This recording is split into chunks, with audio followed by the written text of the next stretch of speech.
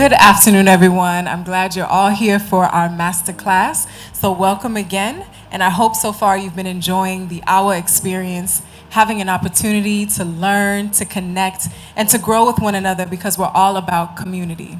So clap it up for yourselves because you are here as we even close out or get ready to close out Women's History Month. So congratulations to you all for making history. So for today's Masterclass, we have someone special who has come here, of course, to talk about something that's really important for entrepreneurs in general, understanding both your professional and personal brand, how you come across, how you speak, how you engage, and how people actually understand what it is that you represent.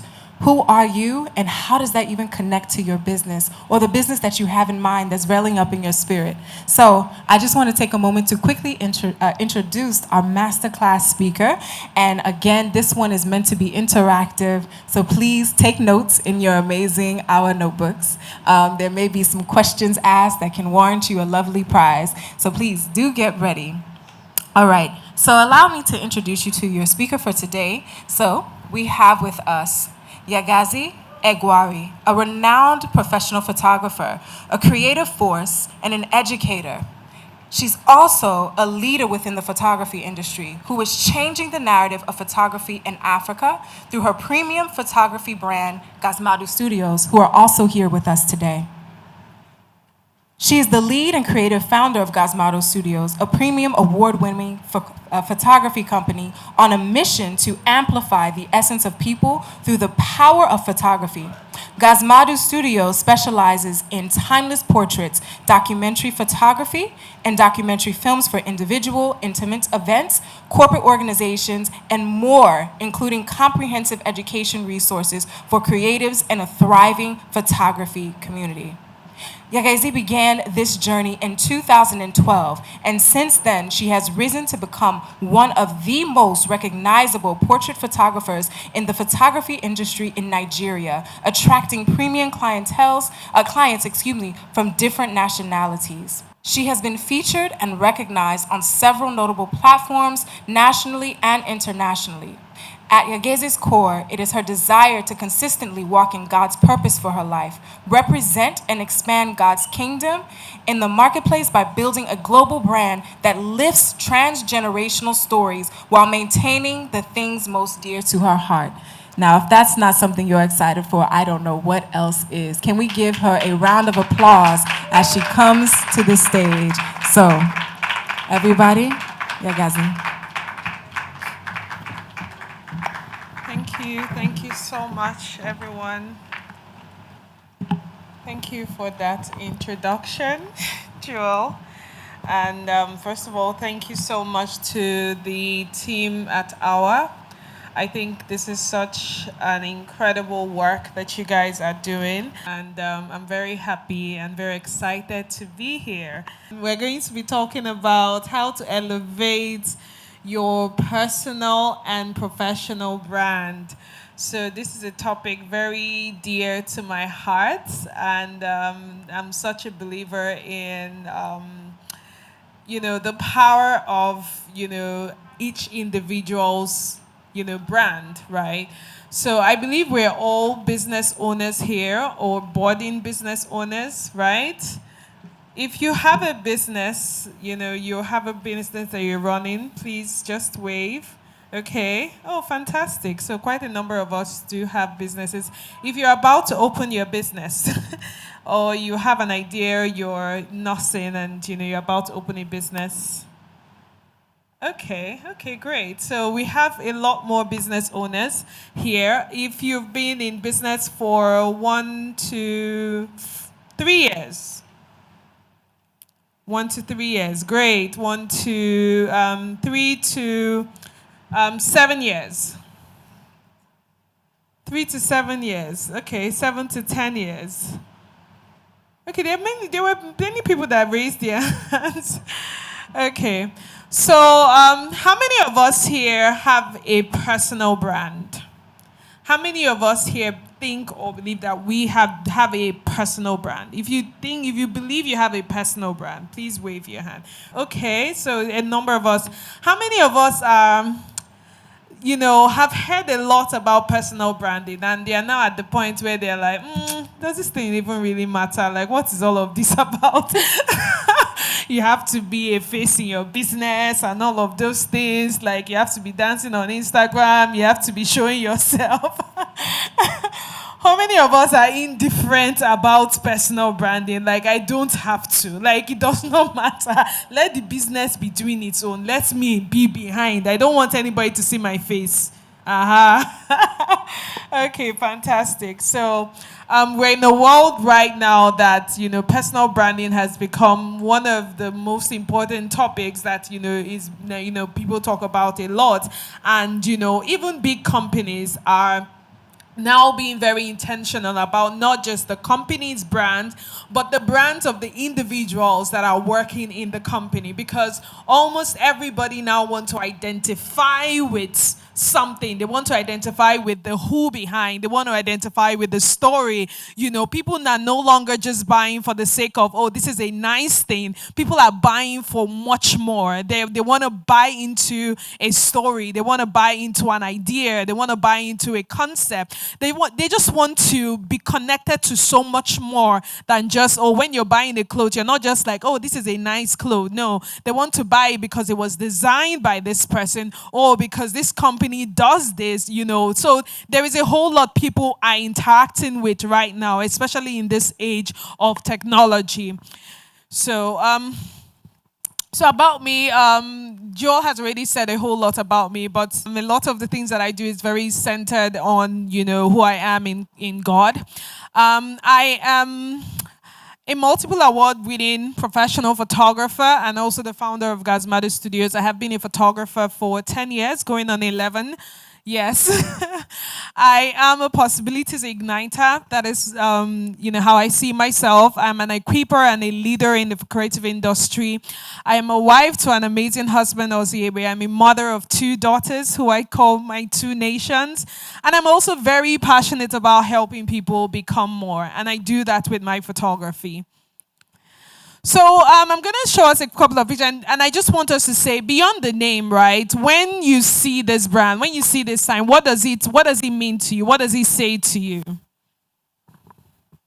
What comes to mind first? We can just say, what? Happiness. Does anybody have any other thing? Consistency. Okay. Anything else? Sorry? Refreshing. Great. Everywhere you go. Great. Sorry? Crunchy. Okay. Okay, great. Talk show. Okay. What words? What comes to mind? Powerhouse. Inspirational. Anybody else? Motivational. Fantastic. Our forever first lady. I love that. Women empowerment. Okay. Awesome. So clearly, right? Okay. Feminine. Okay. What comes to mind without saying powerful? Sorry? Creative. Fantastic. Okay. So there's this quote, Kiyosaki said, if you are not a brand, you are a commodity. Somebody said sad. And I saw a quote recently, and he also said that if you're not on the table, you are on the menu. It's worth thinking about, taking this second. If you are not on the table, you are on the menu. So, now the reason why, we were able to, beyond the names of, the pictures that I had shown us, right? There is something that we can identify with when a brand comes up, right? It can be a word, it can be a feeling, it can be it can just be something that just makes you connect specially. For some of us, when Oprah Winfrey's photo came out, it was like, oh, it's like some people smiled. It's like there was this joy that came because there was something beyond her name. Just seeing the face of Oprah Winfrey gives you a certain feeling, right? It makes you think of something. You see Chimamanda, you're thinking of feminine power. You're thinking of creativity. You're thinking of, so there is always something. And whether we like it or not, right? Everybody here has a brand. You are actually a brand as an individual. It means that when you come in, when you meet people, there is a perception people have about you, whether you are aware of it or you are not aware of it. There is a perception people have about your brand, whether you are aware of it and you are not aware of, or you're not aware of it. Now, branding is just now being intentional about what's and how and who and all of these things, right? So you're not just saying, oh, people think this about me. You know what you want people to think about you, and you're intentional about projecting that so that when people go out, when you go out and you hear people talking about you and they say, oh, she's this, she's that, she's this, right? It is in line, it is in alignment with how you want yourself to be seen, or how you want your brand to be seen. Because whether you like it or you don't, whether you're aware or you're not aware, there's a perception that is connected to your business, to your product, and to you as the business owner. So so a brand is a product or service or a concept that is publicly distinguished from other products, service or concept, and can easily be communicated and marketed to a public.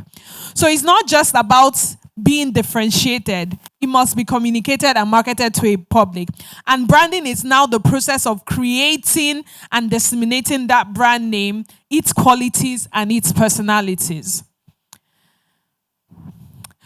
So I personally see personal branding as the intentional and consistent use of your unique power to impact the world around you.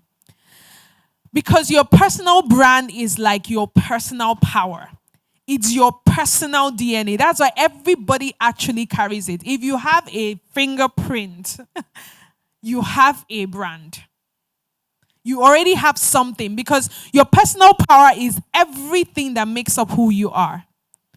Your story, your experiences, where you're coming from, things that you like, right?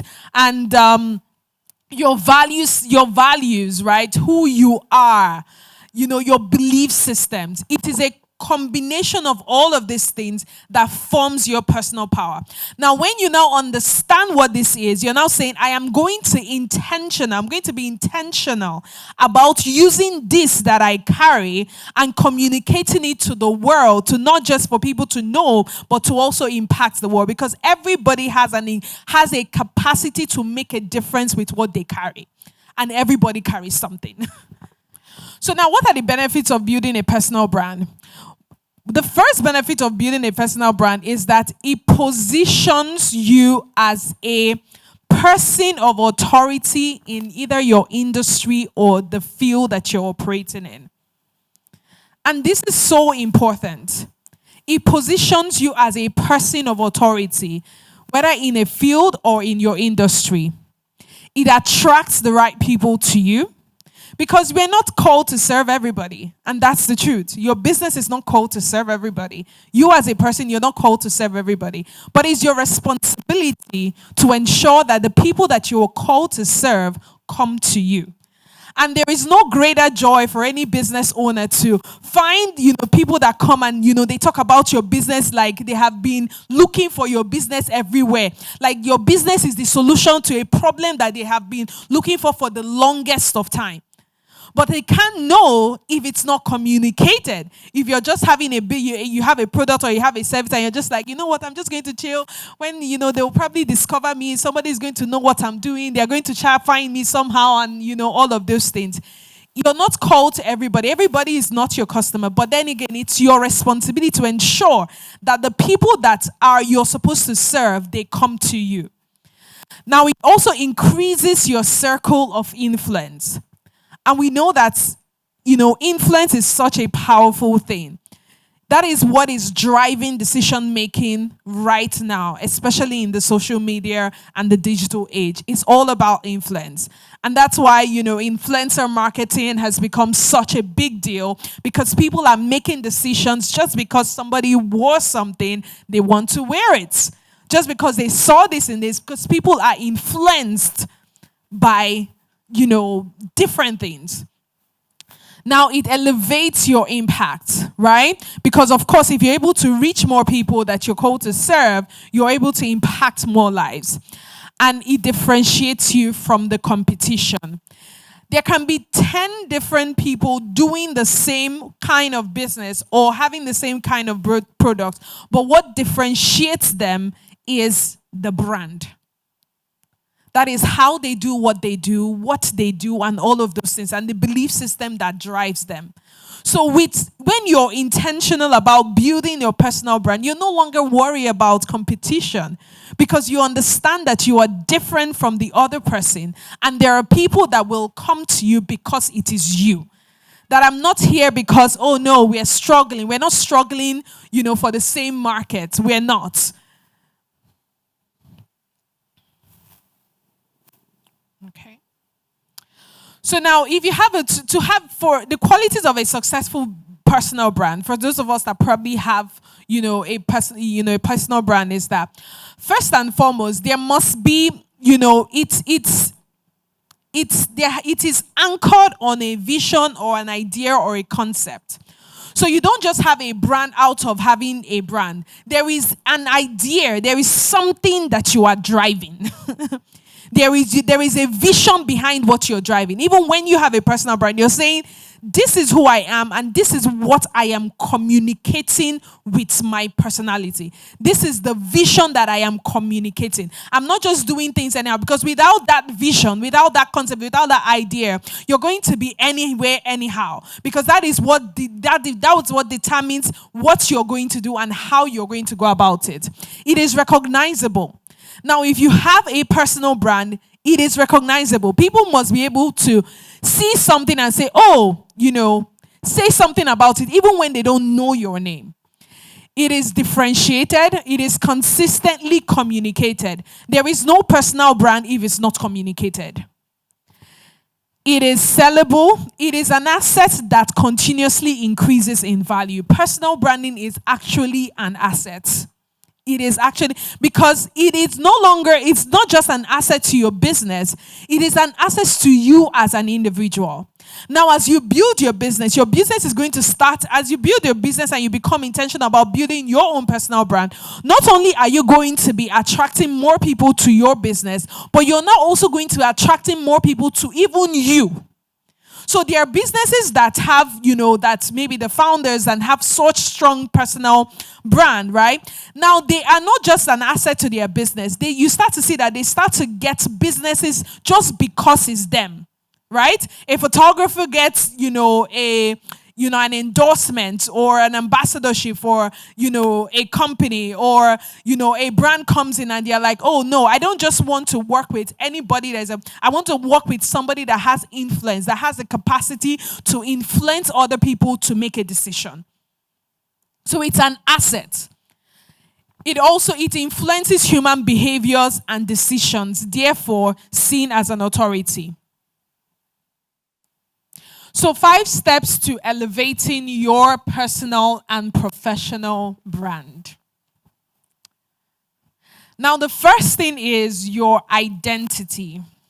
Now, one of the things that, really stops people from, even paying attention to personal branding is a whole lot of identity crisis. Because before you can build your personal brand, you must first of all awaken to the existence of you. You must actually be awakened to that you actually exist, that you are here, that you matter, and that you are here for a purpose. Because until you have that understanding, you're just going to, it's going to still keep looking like, oh, you're just doing this too. I'm showing myself too much. I'm doing this too much. I'm doing this too much. But if you realize that you are not here, like you're here for a purpose. You're here because you have a message. The world needs to know about you. You actually matter. Like this thing is not there are no certain people that are supposed to be doing this. You have something inside of you that the world needs to know about. And it's not about you. Once you understand that there are actually people, there are destinies that are connected to you, sharing and being fully who you were created to be. Because again, the reason why we see people and we're inspired is because they have actually embodied who they are, and they have consistently and confidently shared that to the world, so that somebody sees it and say, oh my God, I love what she's doing.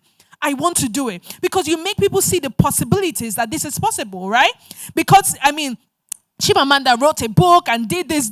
People now see that this is possible because this is another human being like me, right? So it's like there are people that are waiting and just hoping that maybe someone comes and shares a story about how she was suffering, not really suffering, but how, the struggle she had starting her clothing business. She went through this, went through that, and then eventually she did, and this is the process, and then the business has become successful, and then somebody somewhere is going through a certain struggle, and they feel like, you know what, this is the end of the world. I'm the only one here. Just seeing that would give the person hope and realize that no, that you went through this does not mean that it's the end of it. And we too, we have been able to connect with certain people just because they have been, they have willingly shared their story, and they have willingly opened up, on their own personal brand. So, awakening to your own identity and understanding who you are. Like who are you at your very core? What drives you as a person? What are your values? What are the things that matter most to you? Why are you here? What are your superpowers? What are those things that, what are those things that make up all of who you are? And that awareness of self is such a powerful thing, because it is from there that you can start building an authentic brand. Because it's not just about building a brand that connects is an authentic brand. And for you to be authentic, you must first understand yourself and know yourself. And that identity will be anchored on something. Because again, the journey can even get tough. People would say different things, right? Both about your business, both about that. I mean, with business is like having a vision for your business and what your business is doing, and also your mission, right? And it also relates that for all ourselves, because without that, it's it's almost as though you're going to be doing things from the outside, not from the inside out.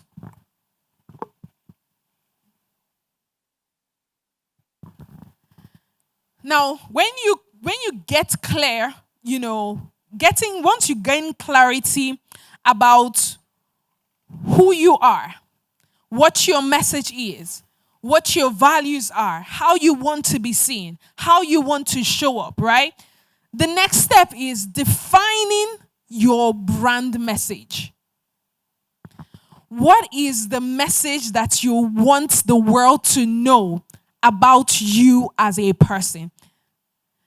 Now, personal branding is such a beautiful thing, because we're in an age where perception is everything, right?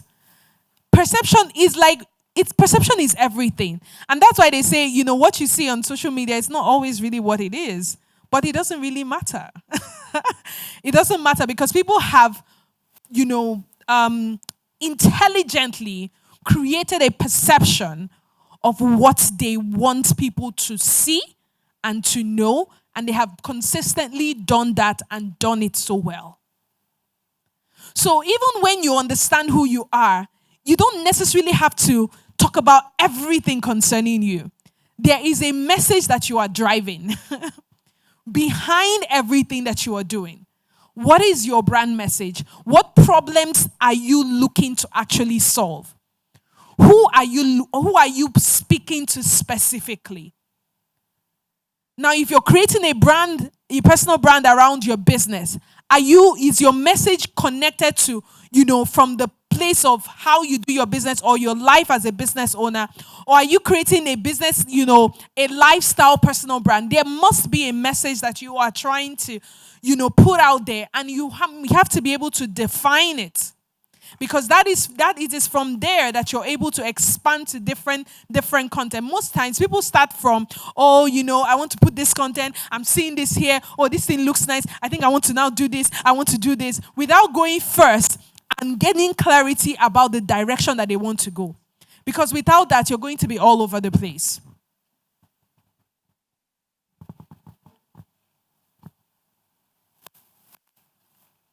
Now, the third thing is own your story. Every one of us has a story. Everyone here has a story. In fact, we have many stories. There is no personal branding. There's no personal brand without storytelling. Even for your business. You see that when people go to, personally for me, when I go to websites, one of the things I love to go to is about. It's so important to me that I know the who behind this and the concept behind all of this. I want to know, what's the story? What is your story? What got you to this place? Why are you doing what you're doing? But you can have that, but you have not come to... Owning it is like... being bold enough and confident enough to say, this is who I am. And I'm unapologetic about who I am. This is where I am coming from. My story might not be your story, but my story matters. My story matters. And it matters to the world. But until you own it, it will be difficult for you to share it. Until you get comfortable with your story. Especially, because stories is not just the joyful ones. It's also the painful ones. It's also the ones of the confusing ones. Yes. And those are the ones that are even harder to own. If you don't own your story, it will be because there's a dimension of vulnerability that comes with building a personal brand. And that's usually what people run away from the most. Because it's like, people are now going to know me. People are now, it feels like I'm sharing too much. It feels like, people are going to judge me. What are they going to say about me? Right?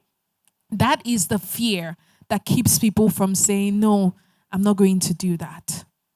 But more often than not, the stories that we have connected with the most have been people that have been bold enough to share it and to be vulnerable. And it is in that vulnerability that the power actually lies.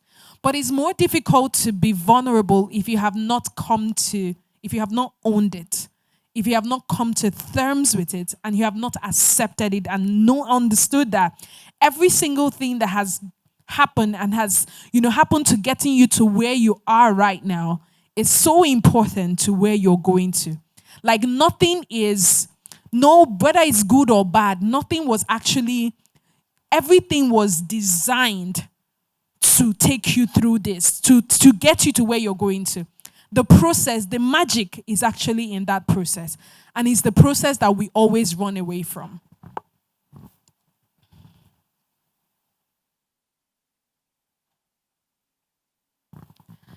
Now, the fourth one is be your story. This speaks to speaking up and using your story to drive, your brand message in one way or the other.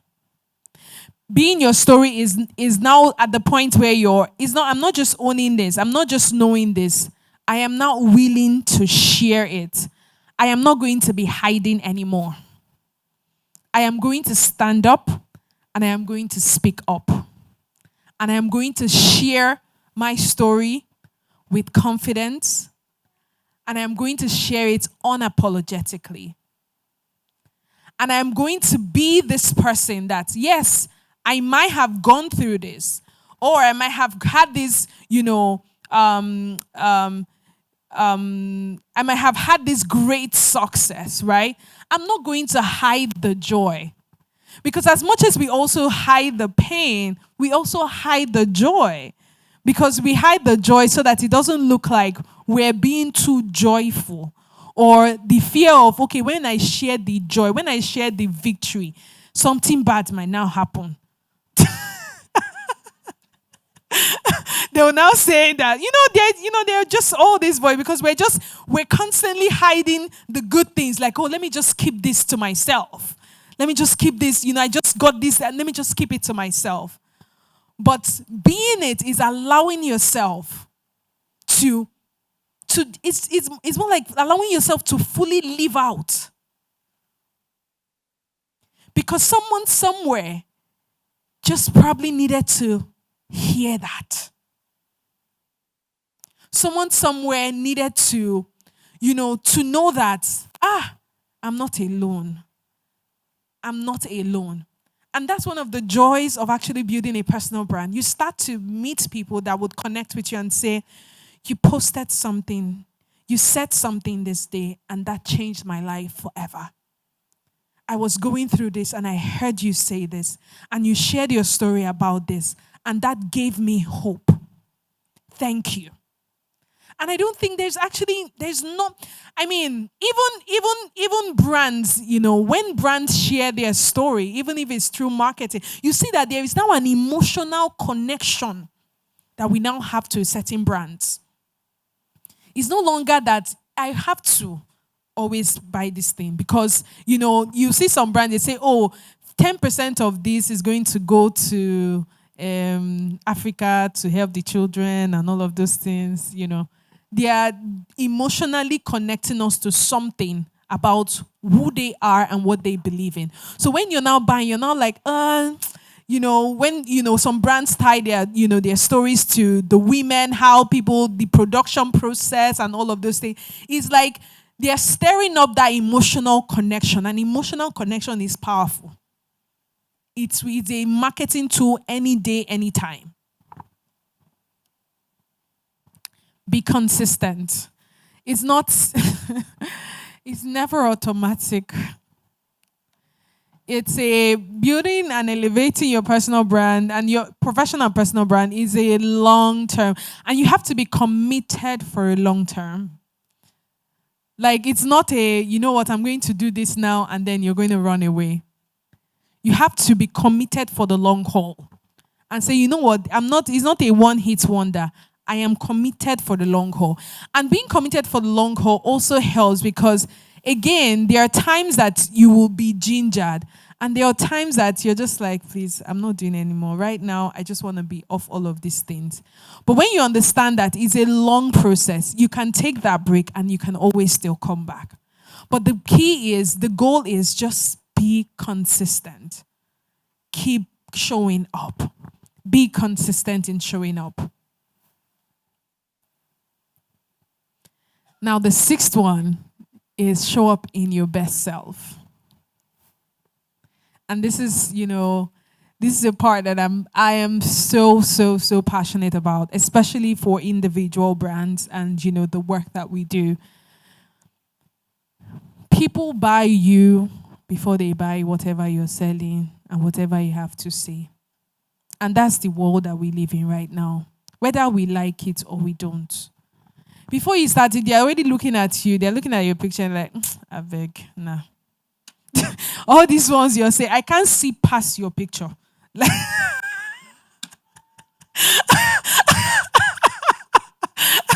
I literally cannot see past it. Because it's like you're saying one grand and then you're like, I'm putting you like side by side. It's not matching. It's really not matching, but it's the truth. Because you're being how you're doing this and like, come on, like you can't even. And even on LinkedIn, it's informing decisions on whether people are going to get hired or not. It is really that powerful. How you show up matters. How you show up matters. Because once you step in, they've already made a conclusion. You have not opened your mouth. We're not in that age anymore where we're waiting for people to sound smart. No. Before you sound smart, look smart first. Let's start, because that will help me know whether I should listen or not. Not even showing up well is a distraction from what you already carry.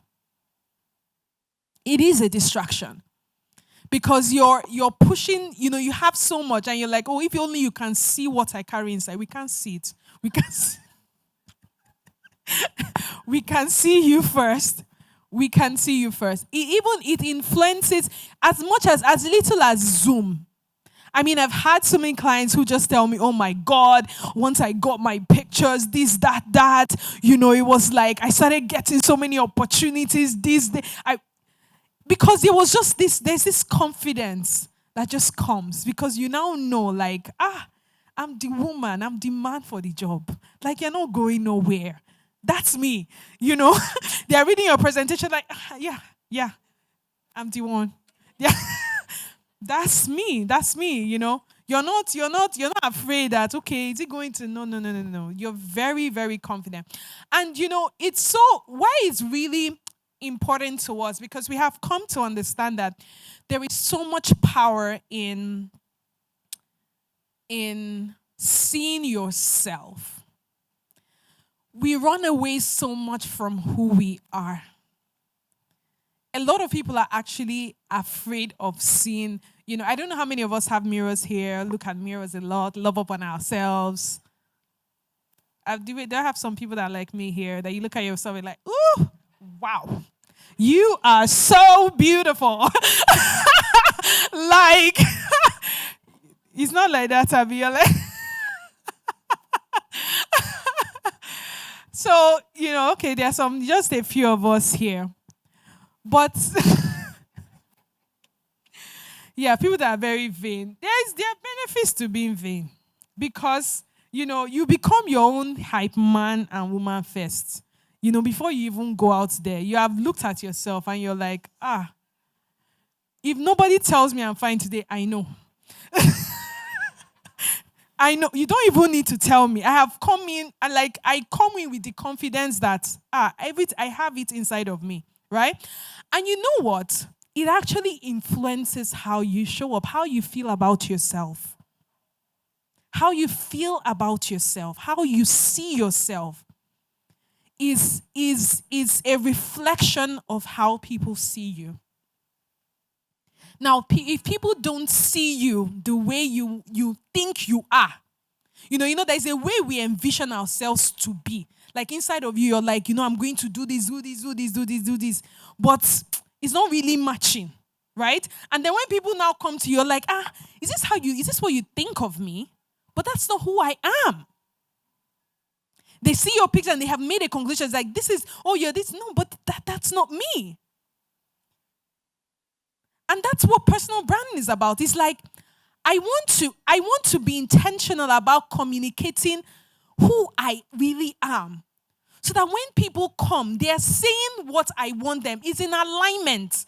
You are not saying I am, you're this kind of person, you're not friendly, you look very stuck up, you're this. And then inside of you, like you're a joyful person.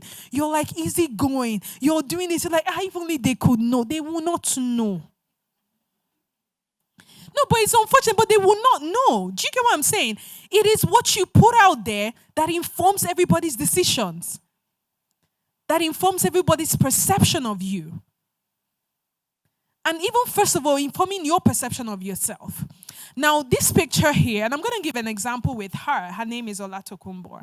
I mean, last year we had, this campaign with the Lady Boss session and all of that. She had been seeing, emails from her. And this particular day, we had written an email and, we spoke so much about the importance of, seeing yourself and loving yourself and coming to knowing that you are the person, like being the person that is on your own vision board. That you're not more putting people.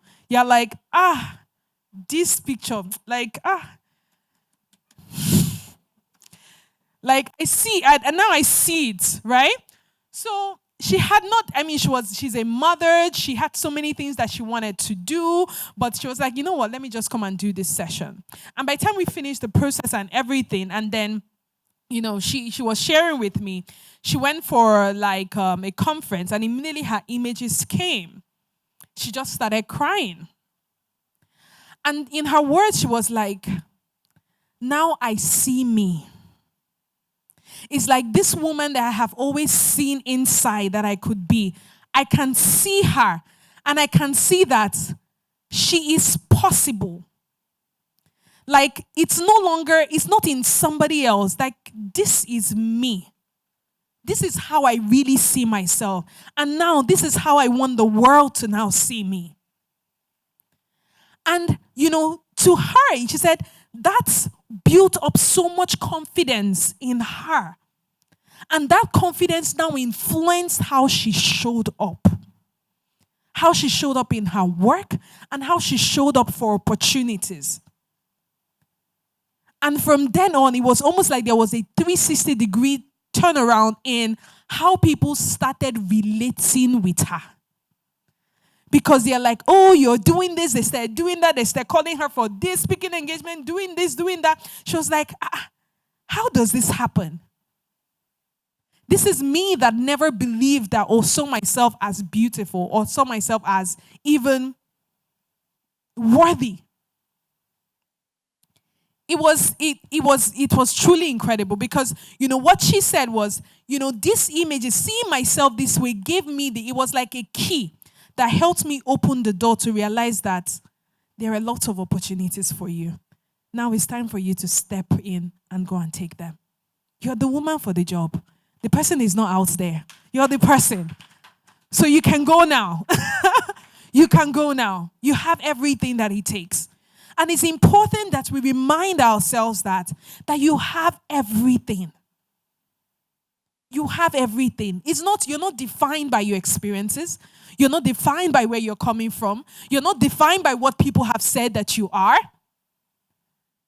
You are defined by who you say you are and how you see yourself.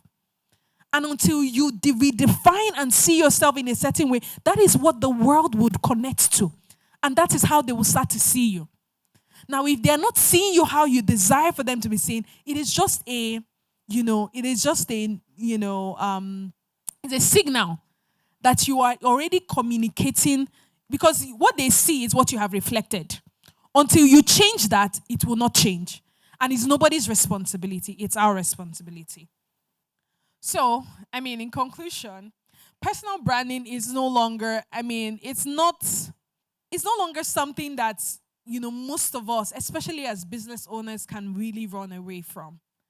And I know that there is always this concern as, when they now know me as the business owner, they want me to be in everything and all of those things. And, we're in that age now that people are hungry for connection. We're in the age of connection, communities coming together. So people want to connect more. That's why, someone will come up on TikTok, do one, this, and before you know it, they go viral. And then they're everywhere. Because that's what it is right now. Everybody's on their phones. People are making decisions just off the screen. People are making buying decisions. People are making decisions on who is going to do. After post-COVID, people are not meeting as much anymore. So there's a whole lot of things, there's a whole lot of decision making that is happening in the digital space that if you are not intentional about positioning yourself and your business, you will miss out.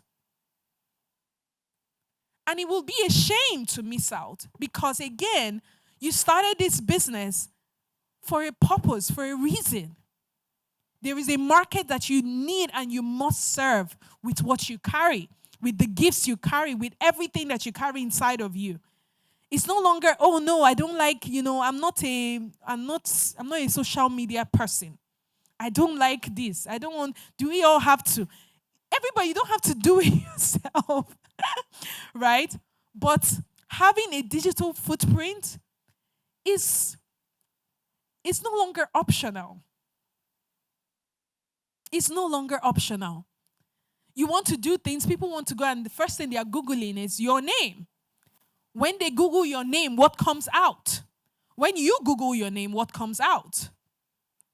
Because one day, there'll be something important that needs to happen and all of those things. You apply for a grant, you apply for this and all of those things.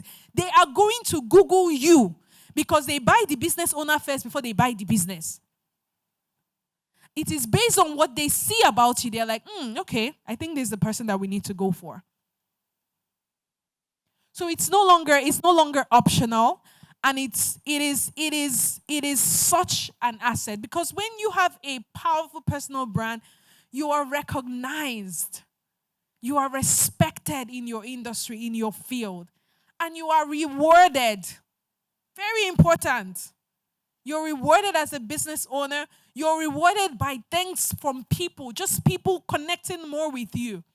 And that's because when people tell you, oh, because of your business, this product that you did changed my life. You now realize that it's more than money at that point. It makes you realize that your life actually matters. Somebody else feels like my product changed their life. That level of fulfillment, you can't buy it. And that's really why we are here. Because at the end of the day, we are all hungry for fulfillment because I did this or I existed. So, with the work that we do at Gazmadu Studios, we help, individuals, men, women, but mostly women, because we're especially connected to women, right? To come to see themselves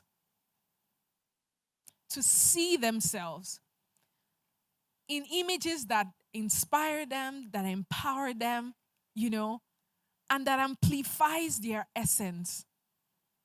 For us, photography is more than just images. It's more than just, I just want to take a picture. No, it's much more than that. We believe so much in the power that one photograph holds in completely changing the perception people have about themselves and other people have about them.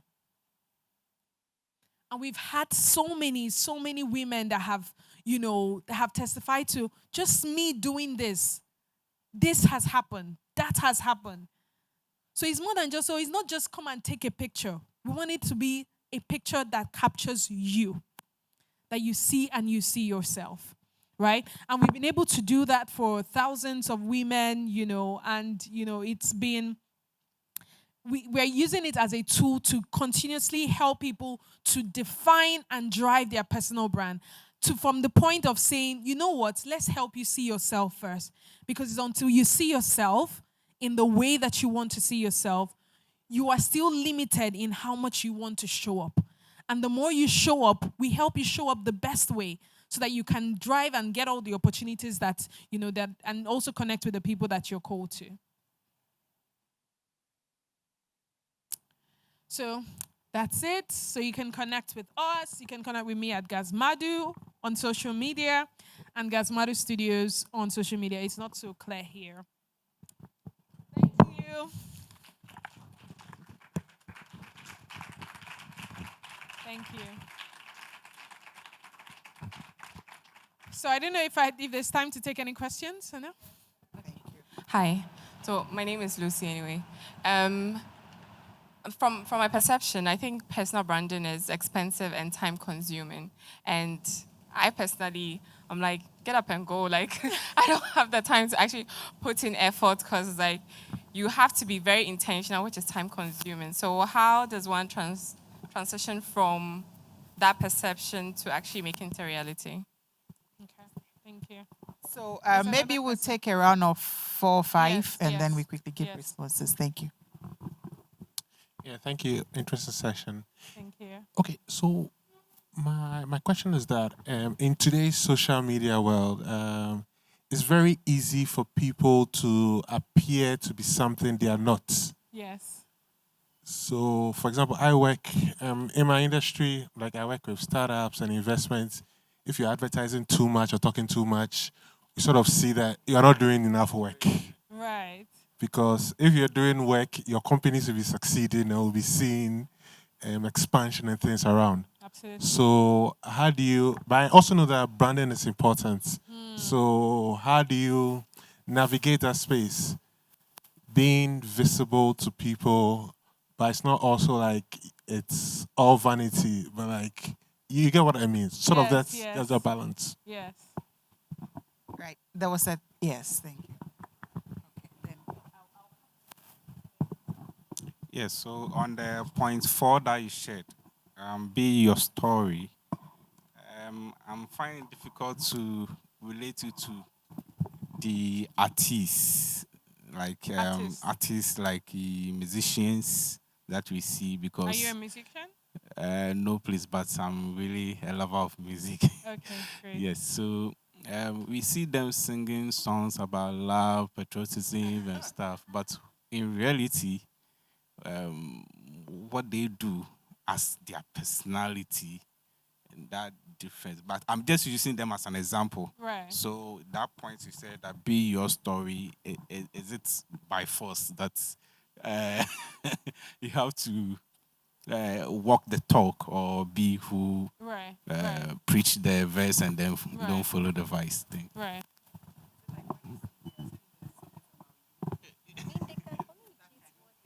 we think the song is about you.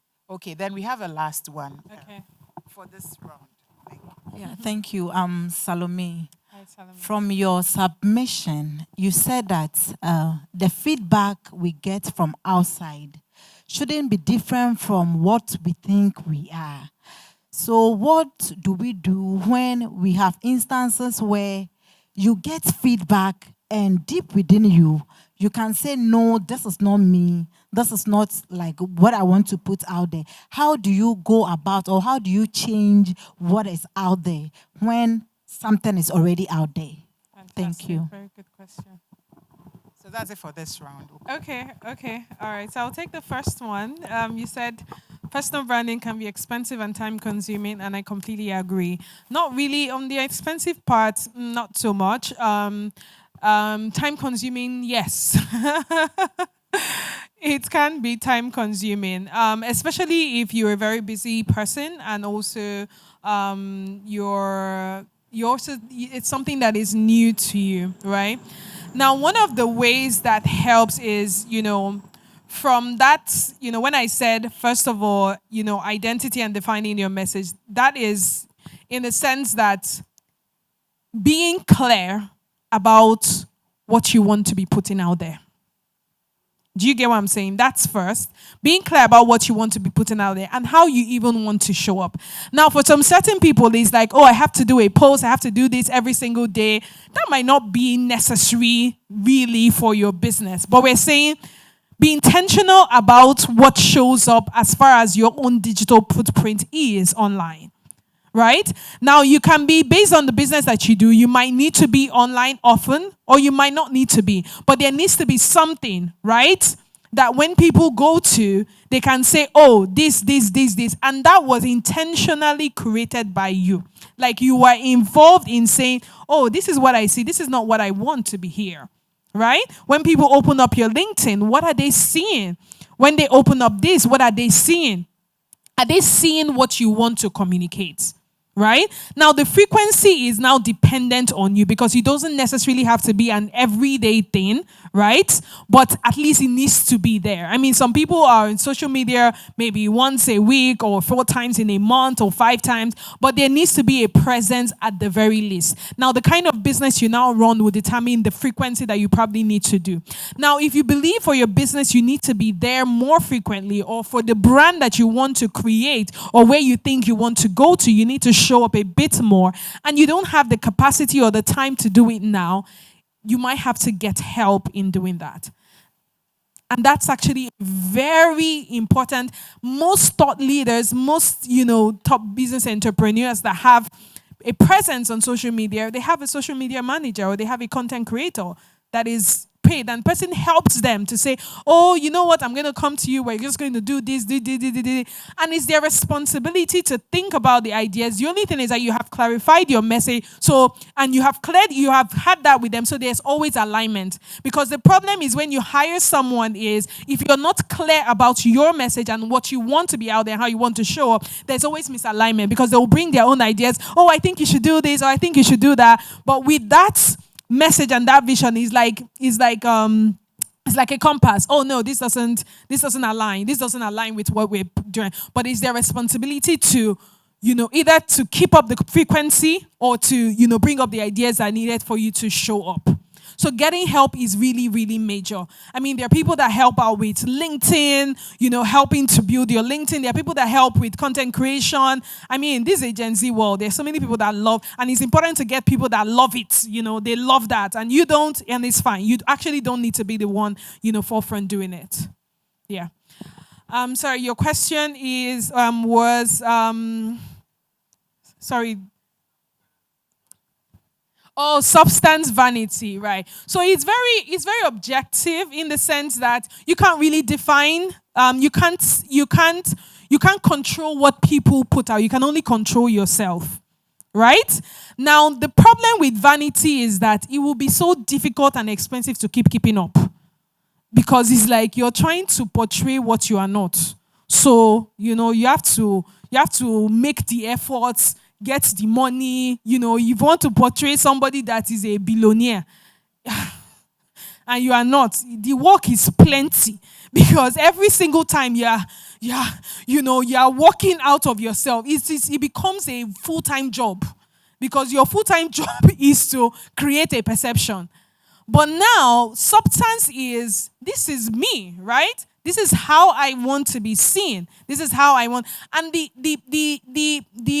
measure is the people that now connect with you based on what you put out will define whether it's substance or vanity.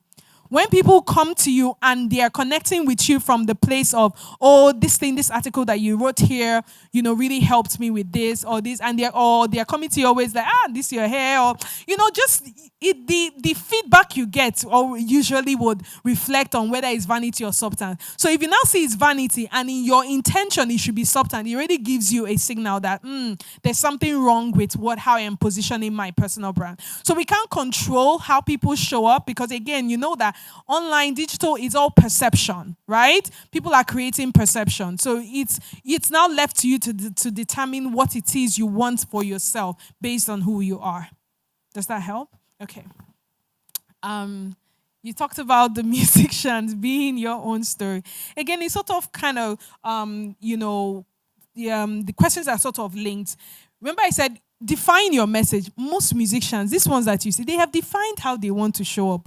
It doesn't matter who they are. Do you get what I'm saying? They have a clear vision on what they are on social media for, on what they are there for. So now being, tying that with you, that one is now dependent on self, right? Even same thing with companies. There are companies that have a perception to the public that is different from who they are inside. So it's like, people love this thing, but when you come, this is not the right company to work in. It's a complete opposite, right? So being your story is that message that you have defined, that identity, that message that you have defined, be it. Right? Now be intentional about projecting that. Now it's left to you and your God whether the message is core to who you are. Because again, feedback would help you. Because at the end of the day, these things are supposed to bring fulfillment to us. It should matter. It should count. If it's not counting as it should for you, you will still keep feeling that emptiness and void that, there's something wrong. This is not who I am. Yeah. It might not be one that you like, but it is a great and important feedback for you because it makes you realize that there are things that I'm not doing right or my business is not doing right. If people are saying this about us, and this is who I want us to be or who I think we should be, there is a disparity and there is work that needs to be done from the inside. You can't change what they think. You need to work yourself into changing that perception, right? And now going back and saying, what work? What do I need to do? This is first of all, being clear how you actually want to be seen and how you want to be known and saying, okay, what are the different expressions that I have? What are the different ways that people connect with me? And how is my message? How am I carrying this through this different medium? Because that is what, now over a period of time, people always change their minds. That's the truth. That they think this today, don't worry, give them one year of you being consistent and that they will forget that you were ever that. So that's why the work now comes back to you. Yeah.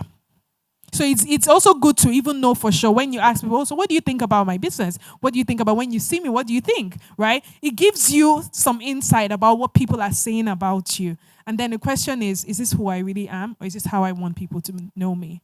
Yeah. Okay. I wanted to find out whether your personal brand has to be in line with your business brand. So, for instance, you're running a fashion brand. Do you necessarily have to be a fashionista? Or you can project the path that you want to project? That's what I want to find out. Okay. Very, very good question. Your business, first of all, is an extension of who you are. That's the truth. The reason you started a certain business is because you liked something or something happened. So it's like, they're not really that separate, right? They're always really not, because the values that your business will carry is your own value, right? If not, it will be hard for you to build it. And it will be hard for you to translate it. Now, coming into fashion, well, it's a yes and a no, right? Because, to be honest, there's a lot of benefits in you embodying even your fashion brand. There is a whole lot of benefits there, right? Because it's like, you tell me you're a fashion designer, and by the time I see you, it's like, I'm confused. You're a fashion designer. How can you sell to me?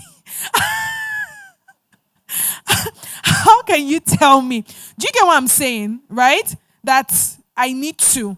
Because again, people will buy you first. Because when they see, they're like, oh, I love this. Oh, this. So you're like, oh, yes, I make this and all of those things, right? If you can't buy your own clothes, there's already a problem there. Or you're not wearing it well. That's the way I feel. Oh. Do you get what I'm saying? Because it's like... How are you going to sell it to me? Because you're selling what you believe. So you must believe it enough to love it and to wear it and to put it out there. So if you don't believe it that much, then it will be hard for you to sell that. It will be hard for you to convince somebody else that this is a nice thing for you to do. Right? Now, it doesn't mean that you have to always wear it, but at least you should represent, especially for fashion, which is something people see.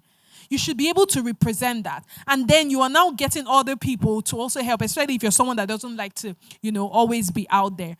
But I doubt you can separate the both of them. And that's really what we're saying about the professional. Because your own brand, your business brand is an extension of you. Once you understand that first, right, the reason that this business exists is because of me. It was birthed through me. So there's a part of me that is already in it. Right. Does that help?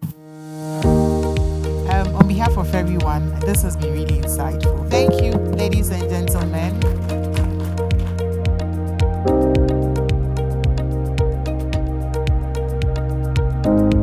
Oh, can I I hear some noise? I know it's been a long day, but good evening, everyone. Good evening. Oh my goodness. So we know that today is the 30th and tomorrow is the 31st. And we've been celebrating something all month, which is Women's History. But I don't feel as though Women's History should be stuck in just 1 month. We're all history makers every day. So if you don't mind starting with me with a little bit of a call and response. I am.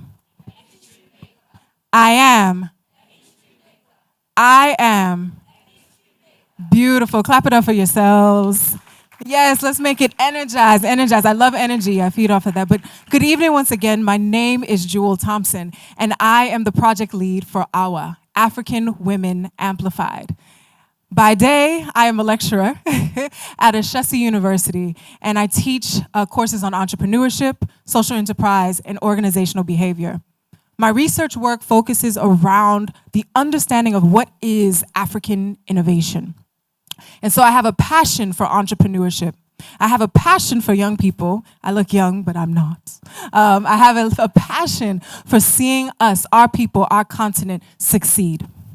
And so this was one of the preliminary facets that got me involved with the work that I'm doing now, coming back home, moving from Atlanta, coming back to Ghana 4 years ago, and working in academia and transitioning from industry, realizing that there were some gaps. And some of these gaps concerned me. So I did make it a personal mission that when I came home, I would contribute in my own way to the entrepreneurial ecosystem. And by God's grace, this is something that I'm able to consistently do, whether there's credit or not. But this is an opportunity that I didn't build alone. I did with amazing people. And I wonder if they're in the room. So I see a few people: Brian, Sarah Jane, Ajoke, David, Nana, even my mom, Grace. You know, all of you had a part in building Yawa and the vision of Yawa, and I'm so thankful. This is a project that was funded by USAID and also ANDI, which is the Aspen Network of Development Entrepreneurs. And so I was one of 11 recipients, of $100,000 to use this as a way to understand how we can better provide resources to accelerate, grow, and scale women-owned businesses. Now, here's something I don't want you to feel when you hear Yawa, that is just for the women. It's for the men too, okay? Because we're working together. We're building together. We're moving and shifting our continent forward. So we can't do this alone. But at the same time, we as women need to be recognized for our contributions. And in that same breath, we also know from the figures that when it comes to entrepreneurship, we find that the greatest entrepreneurs, or the greatest amount of entrepreneurs, exist right here on the continent. And these figures from 2017 show us that this entrepreneurial activity was growing greatly in Botswana, Uganda, and Ghana. We find, of course, that when we think about entrepreneurship, it's not just for the formal sector. It is also in the informal sector. And we also know that at least 25% of these women are engaged in some form of entrepreneurial activity, and that must be accounted for. Now, when you think about why they're pursuing entrepreneurship, we know that here on the continent, there's two divides in the sense that someone is pursuing this from a survivalist mentality. At the end of the day, I have to supplement my income. I have to find a way to feed my family. So I'm just doing it to do it, right? To make this money. But that's okay because they're entrepreneurs too. But at the same breath, we also have those entrepreneurs who are innovators, thinking of new ways in which we can shift our economies, thinking of new ways in which we can come up with the ideas that you see just outside, your Jewels, your Socolatas, your AFBs, your spoonfuls of mummy spoonfuls that are here, right? That they're finding ways that they can transform their industries, and they're also bringing others along, and that's what we need more of. The current consideration that we're taking into mind when building this platform, of course we're using USD, but in this instance, is just to show the gravity. There's about a $42 billion gap when it comes to financing for women entrepreneurs. From what I recall being in the United States at my time, less than 2% of women entrepreneurs were actually receiving the funding that they needed to grow and scale their businesses. There's a lot of unconscious bias that exists in these spaces when it comes to women and their ability to actually lead and grow a business. Sometimes people just simply don't believe. Can you do it? You have so much going on. How can you manage this? How can you make this happen? Can you really build this into $1 billion company? That's why I invited people like Charmaine from Good Soil, who has a vision for those people who are seeking capital to grow their ventures, particularly on the continent. There are people here that are they are fit right in to actually grow and scale and support our businesses. So tonight is all about Yawa. And here's why we started and how we eventually transitioned. So this was all of a part of an actual participatory design experience. And in this particular participatory design experience, we were led in a group. And when I say we, that's why I say I didn't build this by myself. We were led in a group to actually learn what it is our actual customers were experiencing, because I work or I service the ESO. I contributed to the start of the Yagazie Venture Incubator, and our entrepreneurs were coming through our programs, and we were still seeing some challenges, some struggles as they move forward towards acceleration. And so we recognized that there was challenges that they were experiencing in this process. So we said to ourselves, how can we use technology to essentially close that gap? What needs to happen? What needs to exist? Sorry, I can't read the screen too clearly. So from that, we spent the last year building this particular platform, again, that we aptly dubbed African Women Amplified. The reason being is that we wanted to amplify voices, we wanted to amplify opportunities, and we wanted to forge connections. So in this process, you find that, of course, you can't see it, but with our team members coming together, critiquing, thinking through, walking through the user's experience, we created this platform in an effort to say to ourselves, how can we, with our thesis here, how can we essentially think about the many early and medium stage women entrepreneurs who struggle to scale their businesses successfully? The critical reason for this is the lack of tailored support to provide them with access to networks, funding, and mentoring they need to scale successfully. We asked, or we stated, if high potential women-owned businesses could have tailored and customized support, this could potentially have a multiplier effect and generate significant impact, as women-owned businesses, of course, make up a significant percentage of African-owned businesses. So in that tune, we decided to develop a robust, gender lens-focused digital platform, in the essence of us being able to ensure that we are creating a new pathway for women entrepreneurs. So what you're supposed to be able to see on our screen here is the prototype, how we started when we were wireframing this idea. There's a couple of key features when you join the platform. So the first one that you'll see in this first iteration, is our digital learning platform, which is called Learn with Yawa. This is intentional with the launch, why you were going through workshops, why you were having all of these experiences, because they were coupled with the path that you actually take on the platform. So that was definitely intentional. So users are recommended a learning path dependent on their business stage, which leads to their relevant outputs to enhance their viability. So when you go through the Learn with Yawa platform, for instance, if you didn't have a business plan before, the platform will guide you through the process of creating one, and it will allow you to download that particular business plan so you can share it with someone who is interested in your business. So there's no longer a question mark, or I'm building it, or I have it, or I don't know how to do it. This particular process helps you. Soon to come on the platform is the due diligence checklist. So this is going to be a back-end evaluation system that's constantly scanning to assess the development and performance of the users to ensure they have evidence of key business outputs that can make them more likely to secure investment or external financing. This is a multi-sided platform, so it's not just for the women entrepreneurs in general. We care about investors and the decisions that they make to ensure that we can, again, continue to contribute to closing that gap. So with this due diligence component, it allows us to kind of skip over the process of the red tape, where we're going through and having conversations with the entrepreneurs, trying to make sure they have all their paperwork together and it's there. And what we'll be incorporating into the platform is this credit rating system that will support the women entrepreneurs in saying that, yes, they are ready, indeed ready for investment.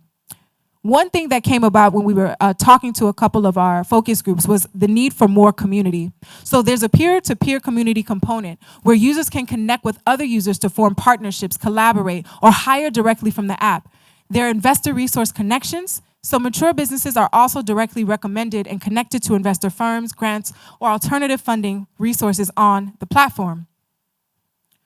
The next feature to be added is the component of the data warehouse. So as users enhance their skills and improve their ventures on the platform, a data room is developed to make it easy for them to understand their progress, gaps, and for investors to easily understand the dynamics of the business. So some data with consent is going to be used to develop actual insight reports for other ESOs, policymakers, and financiers. Lastly, one of the more important features that we're working towards once we get approval for it is the community savings and investment. So a lot of us understand or the concept of the susu box, where I give, you give, right? And we get something in return. So in this, inoculated into the platform, users will be able to contribute to an internal group savings function, which will be used to benefit users with quarterly funding opportunities and enable them to develop their internal business credit score. So women will get the opportunity to contribute to the fund, and then after a quarter, they will pitch for the funding inside of the fund. They will use that that funding to grow some aspect of their business or however they may need it, and then they return it back to the system. And so that, of course, provides this opportunity to say, yes, I can get this money, I can use it well, I can use it for my business and enhance it the way that I need to.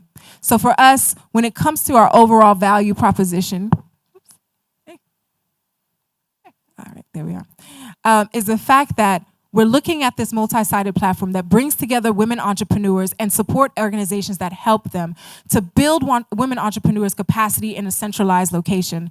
This fosters digital entrepreneurship and venture building systems and provides the reports to influence government activities. This is something where we're thinking about the online and offline capabilities. We're partnering with hubs, local hubs and connections like your Women's Havens, like Impact Hub, Abidjan, and Impact Hub Accra. And of course, we're having or creating the Yawa community, which is why it was important to do this in person, right? This is a part of this conversation. So we have these events called Yawa Conversations as well. And so all of this is to say that we can create community online, offline, and support the growth of one another. And another component that we're adding in and working with Andy West Africa is the gender sensitivity training. Because at the same time, as investors and mentors come onto the platform, that's why I say men are included, we're all in a big family, there are some moments where, again, we have to check our unconscious bias. And you'll go through that gender sensitivity training to make sure that you have the capacity to connect and engage and effectively work with another woman entrepreneur. So this platform does not exist in a silo. We're working to, of course, incorporate this into other hubs, other networks, so that everyone has access to this. And it's not just something that's kept in our bubble. It's housed under Shesi's Research Center because it's going to continue to research women entrepreneurs and their gaps and their challenges, and hopefully, as I mentioned, produce reports that can really shift policies. So, that being said, I invite you, of course, and you all have joined already, to join us with we are launching today with our first iteration of this platform. I'm immensely grateful for everyone who showed up today, everyone who told a friend, every woman that has taken time to come here and grace us with her presence, and every man as well. We're thankful for this opportunity, and we are excited about So, where are we? So we have about 100 users signed up for the platform. We're working in collaboration with Impact Hub Abidjan in expansion to our Francophone countries. We're continuing our partnerships with Built Accounting, which is also integrated into the platform for women to support them in their accounting needs, as well as getting continued support and collaboration from Andy West Africa. We have supportive investment firms like Third Way Capital that's joining. We've held our maiden conversations with our event already in Ghana, and we're moving forward to Nigeria and Senegal. And we're continuing the research moving forward.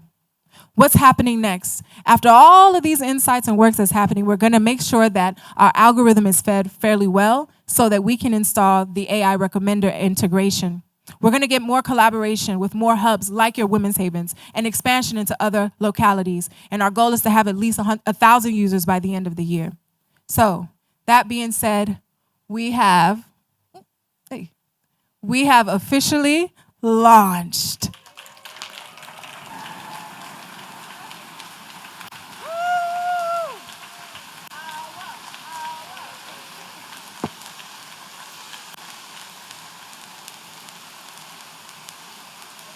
Thank you, thank you, thank you. Please clap it up, more energy. Woo, we did it.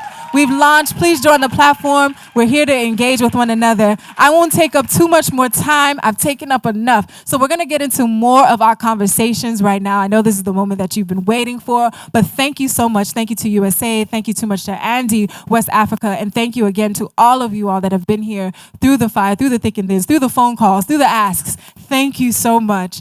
This is for you and it's by you. And we're hoping that, of course, we can continue to develop and grow it. So please engage on the platform.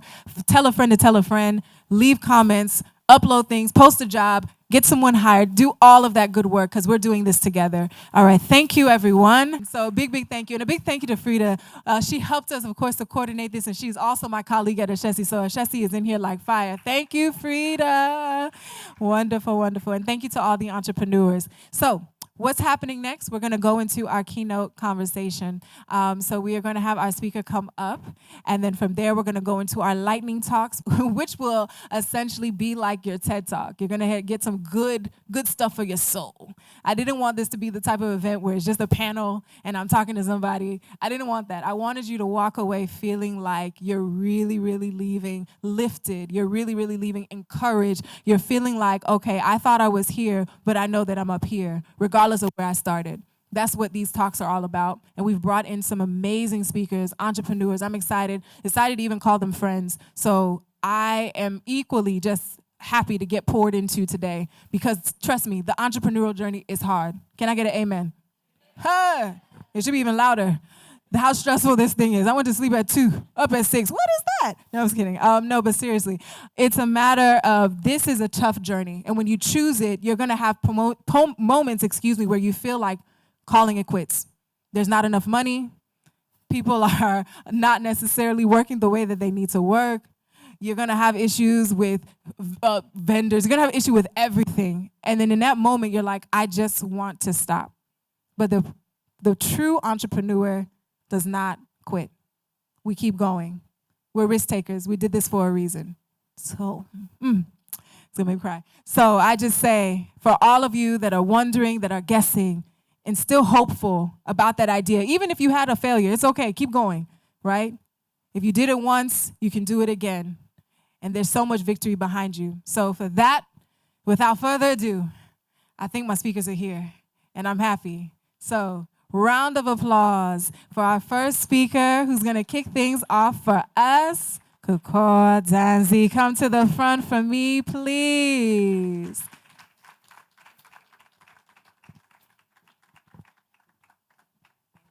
Thank you. Is it afternoon or evening? It's evening. Good evening, everyone. I am holding my folder with my papers because technology can fail us. I'm going to read. Do you believe that money is readily available and funders are actually struggling to deploy it? Do you believe that it's available to you? Everyone that's sitting here that's a business owner, do you actually believe that money is available to you? Okay. Opportunity meets preparation. Simply put, as much as equitable access is a challenge, the bigger challenge is how ready you are for investment. I believe to a large extent you determine how far your business goes and how successful your business is. You are the limiting factor. For many women, our businesses are actually side hustles, hobbies, pet projects, and something cool to say, oh, I do this sometimes. Yeah, it's nice to say. But how many of us here have actually been willing and ready to risk it all, to go for broke, as they say? How many of us believe in our businesses to the point where we invest our very best, not the extra, not what you can spare, but to actually invest in our businesses? Practically, what does it mean to put your very best in your business? I have a test that I do to see whether people are actually committed. 1, do you seek advice? Do you pay for business insights to help you refine, shape, and structure your business? Do you introspect and actually have that self-awareness to think through your business and say, which parts are you not equipped to handle? And which parts are you able to hive off to someone else? And are you willing to hire the best possible people to do that for you? Are you willing to delegate? trust other people to help you to execute on your vision? Do you pay for professional services, or do you keep your sales in a single notebook? Do you keep track of your costs? And do you price correctly so that your business is actually profitable and it's not always just barely making it, barely breaking even? Do you document your processes so that there's consistency and standardization in all aspects of your operations? Do you prepare yourself not just to receive gifts and grants, the free money, but do you prepare yourself to be able to take on commercial loans, meaning is your business positioned such that you can actually take a loan and pay it off? Do you assess the business often? And if it isn't lucrative, are you able to say, you know what? I either pivot, restructure, and if I need to change the business altogether, I do that. I urge you to reflect on these questions, and hopefully they made you think a little bit. It's easy to say that the system is against us, institutions don't support us, but I believe we need to think differently about when it comes to assessing capital and resources. I can say these things to you because I have one moderately successful business, a few failed partnerships, one failed business, and one comatose business. I'm honest enough to assess myself. 14 years ago, I set up the first natural hair salon in Accra, Twist and Lock Salon. Back then, you could go and get your hair done at a salon, at a container, maybe under a tree. Someone might know how to do hair, but it was never in a modern salon with professional, knowledgeable, trained staff. And that's what I set out to build. Being the first is great. It's amazing. I should have branches all over Ghana. I should be a household name, right? Truthfully, I haven't been fair to the business. I haven't given it my all. I haven't grown it to its full extent, full capacity, full potential. So I want to use my twist and lock story to just share some reflections. I should have employed a professional front desk person or receptionist and a bookkeeper much earlier. The half and half people didn't help me. I should have invested in training the staff immediately in customer service, behavioral and attitude modification to match the brand that I was building. It's not enough to say that you have a high-end brand. Your staff must be trained to match that. I should have moved to a larger location as soon as possible when people were sitting in their cars outside, the 4 styling chairs were full, and the 4 waiting chairs were also full. It's not an impressive thing to say that people come and wait for service. It's actually a bad thing for your business. I should have put in place a better recruitment system for stylists instead of resorting to trial and error. I should have conducted more market research and opened a new location in East Legon sooner than I did. I should have also relocated from that first location when I realized the girls were not a good fit, the location was not a good place, and consistently the girls were not able to give the best service. I should have increased my prices sooner to match just the increase in cost of living and inflation to ensure that my business was more sustainable. I should also have focused on building my business instead of doing 3 years of a natural beauty bazaar, which was successful. People enjoyed it. This was before lots of the sales bazaars, and people really enjoyed it. But guess what? It did nothing for my core business. I should have created and sought out a community of entrepreneurs who are either in the same space or in the service industry who could advise, support, and encourage me along the entrepreneurial journey. Shoulda, woulda, coulda. I did one good thing, though, I can say, because I'm proud of it. I took a loan from my day job, and it wasn't a commercial loan, so it was moderated. But that loan helped me to open a new location in East Legon and then open a new location in Osu. And that loan motivated me to actually work hard in the business, give it not my all, but it kept me focused and driven for a while. Why am I listing my lapses? Why am I confessing to you? Because there's more than you can do for your business. If you're an entrepreneur, there's more that you can do for your business. It isn't all about access to capital. It's equally about operational excellence, building a well-remunerated and committed team who can support your growth agenda. It is about engaging closely with your customers and your target audience, anticipating their needs and exceeding their expectations. It's also about investing in yourself to become a better leader, better trainer, and better teacher. It is about leading by example with respect, humility, humanity, and integrity. What your staff see is what they will do. If you lead by things other than these, they will replicate that to you.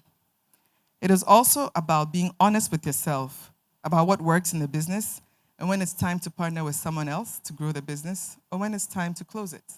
Those are the realities of business. This evening, we launched the African Women Amplified, and I challenge you to be a part of this community. I challenge you to invest in your business. Take a real chance on your business this year. Decide that you're going to pour yourself into it and pour yourself into this community. And I guarantee you that by the end of the year, your business will have moved from one level to not just the next level, but several levels ahead. And I like hearing good stories, so feel free to send me a message and I will celebrate with you. You are the magic. It's not about money, it's not about access to capital. It's about your mindset and your decision to move your business forward. Thank you.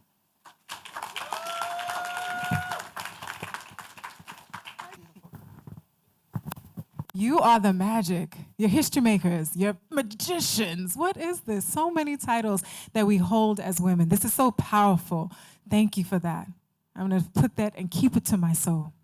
So we are on now to our lightning talks. Woo! Let's get more energy, more vim. These are going to be the fast talks that are going to excite us about what is and what is to come, what has been, and of course, their stories. So we're going to kick things off to start off with Miss Gwen Addo, CEO of Hair Center.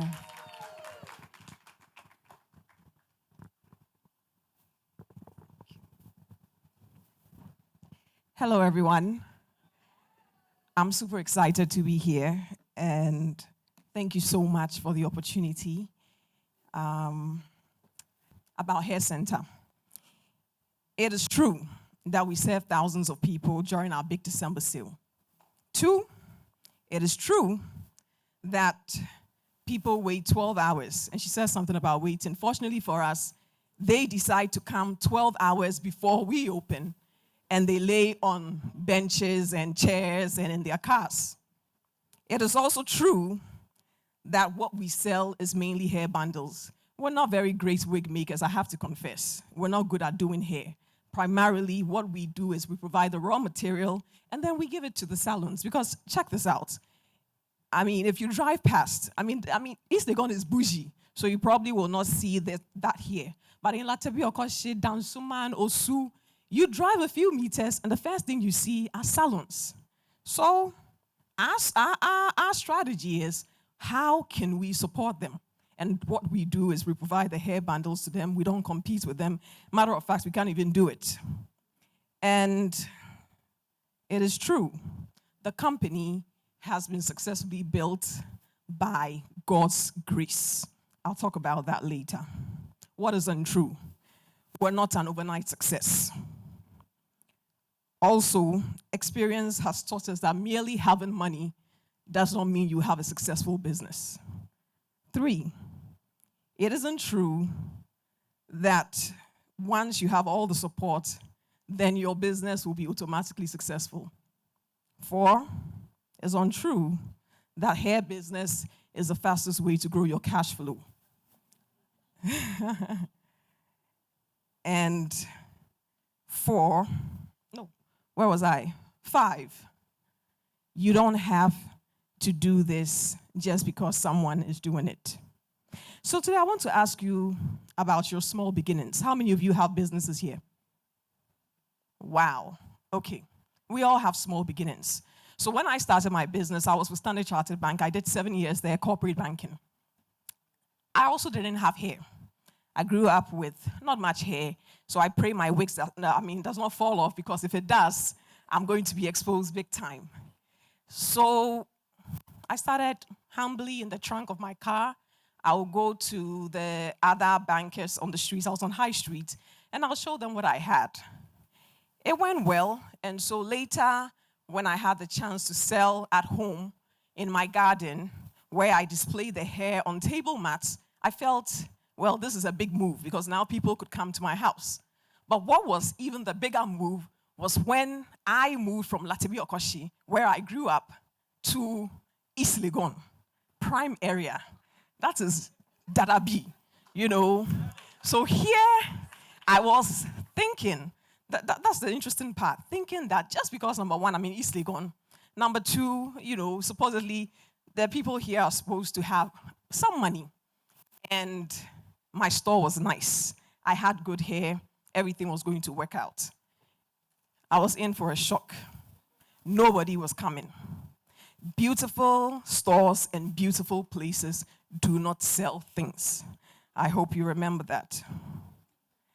Now, I disregarded something that I later, you know, teach others on when I do business strategy, the gap and the need philosophy. As business owners, I want you to imagine this. It's like you're flying high up, okay? Imagine it's a drone that you're flying. Whilst you're flying, you see all the potholes on the ground because you're way up and everybody is down. And then you say to yourself, wow, how come they're not doing this? Maybe I should start doing it. How come? I mean, these are great opportunities. And these abrochef, what always happens to them, the people that come from outside, they come with all the big strategies on ways in which we can improve things. And then you come and the watcher seller that you saw was selling by the gutter and it's not good. And so you're telling them that, oh, this is how we can, you know, implement this and, you know, make sure it's clean. It's looking at you like, I've been selling this thing for 15 years here. My kids have been sick. They've gone to the hospital. They've survived. And they are good. So really, what are you talking about? They are not interested. So your strategies, even though it may be great, may not align with the need. Matter of fact, they may not even see the need for it. And that's why I always say that in as much as, you know, we roll out all these strategies, we have to ensure that we do our due diligence, we do our research. We don't do all of that. And it's something that I also made a mistake on. Now, in 2012 to 2016 were bad times. Nobody was coming.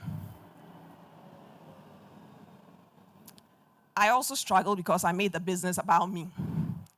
I thought just because the hair is good, people will come. And when my clients come and they try to speak to me, I disregard it because I thought I knew it all. And they would go and I'll turn to my assistant and say, look at them. They don't even know good hair when they see it. My clients were offering me solutions. They were helping me to deploy design thinking, but here I was full of myself. And so the business was not growing. How did it work? 15 lessons. Design thinking was one. Who is an Ashesi here still, or alumni? Most of you. Okay. So I'm sure you know Professor Dumza. Professor Dumza, you on Gordon? Okay. So Gordon was my lecturer when I did my MBA with SEEPS. And design thinking really, really changed a lot for me.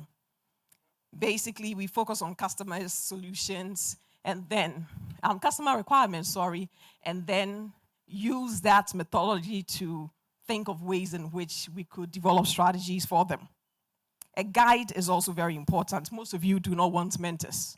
You want to do everything by yourself. You think you know it all, so you don't want a coach, you don't want a guide. My guide is my brother. He's the one that tells me you don't go to sleep. And that helps me a lot. Best global practice. We always want to import best global practice. And as much as importing best global practice is good, you need to align it with local knowledge for it to work. First mover advantage is overhyped. People are always saying, I started it first. I did it first. It is not who did it first, it's who is doing it best and continues to do so. Because we all know in our country, everybody can start a business, but sustaining it is the real issue. Competition is there to guide you, not to control you. I want to repeat that. Competition is there to guide you, not to control you. A lot of times, we are controlled by what competition is doing. And so we realize that a lot of times we're measuring ourselves against mediocrity, that is dressed as excellence. Okay, people are being awarded for being mediocre. And that person, by the way, is now the one that you're looking at and saying, oh, that's my competition. So I have to make sure whatever I do, I'm bigger than them. Well, you're just less mediocre than they are. That's all. You're not special. The one thing philosophy, placing all your eggs in one basket. People say, oh, don't place all your eggs in one basket. Do this and do that and do all of that. But you just started. Why don't you place all your eggs on one basket so you can have the power of focus, so that you'll be able to focus on that one thing, build it, let the eggs hatch, then go to the next one, okay? So you realize that as young people, we have clusters of different things. So many things. We're doing this. What do? Oh, I do, software development. I also do photography. I also do, who are you? Okay? And these are the most, people that are always struggling with depression because things are just, and these things are not overnight. So you find yourself doing A, B, C, and none of it is working because you've lost out on the power of focus, so you're able to build and to sustain before you scale. Also, ask yourself these questions. What's the one thing I can do to make us more profitable? What's the one thing I can do to improve my customer experience? What's the one thing I can do to make my product the best? What's the one thing I can do to help my team succeed? It is not a one-man show. You need a team. What's the thing I can do to increase my net worth? And who knows your network? Most of us like to be solo, isolation, because we want all the applause for ourselves. Our businesses is a popularity contest. So instead of us, getting involved with other business people, we want to be solo because we want to be the ones that are visible. We want to be the ones that are recognized for funding. It's not a competition. Collaboration is power. Excellence is the market opportunity because mediocrity is the current successful trading currency. And so to rise above all will be to pursue high levels of excellence. So I cannot talk about excellence enough. We all know here, you do something small, they hype you, and so somehow you get stuck in the same place and you have these delusions of grandeur and you think you've arrived when you've actually not even started. Copy and paste business models stifles your thinking. A lot of us see what Naya is doing and we're saying, oh, me too, I'll do some. After all, I have this, I have that.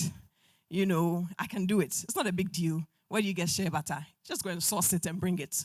But there's a lot that goes into that brand that you see. A lot of focus, a lot of consistency. And we don't respect people that have been in the game long time. We're always in a hurry to show them. And that is why they watch us start and they are quiet because they know we cannot sustain what we start. So take your time and understand copy and paste does not work. It is okay to still fail after trying all of this. Sometimes we have all these strategies, you're writing all of them down, and you think tomorrow I'm going to start all of this and my business is going to be successful. You can do all of this and still fail. Why? Because like I said, it's not overnight. You need to be consistent. You need to do it again and again.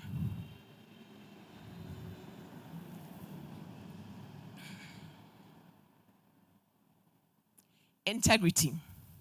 Integrity has been a part of my success principles.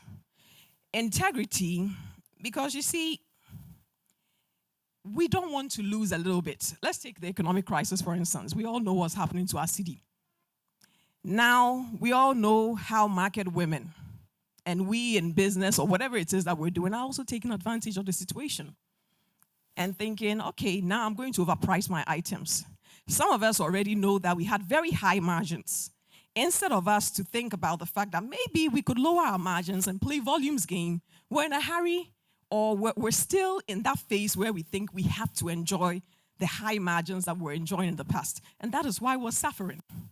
So I think integrity is really a great leverage to deploy. And if you are, you will survive even in the craziest times. COVID-19 taught us to start something that seemed very far away. We wanted to have Africa's or the world's first hair call center. I remember I used to talk about the idea and they say, oh, but hair has to be felt. And I said, no, but how come we're able to order hair? So let's build a call center. And they'll say no. But when COVID happened, we were able to successfully roll out that initiative and it was great. People would call and we will, interface with them on the screen or on the telephone. I don't know if how many of you realized in 2020 we did our annual sale online.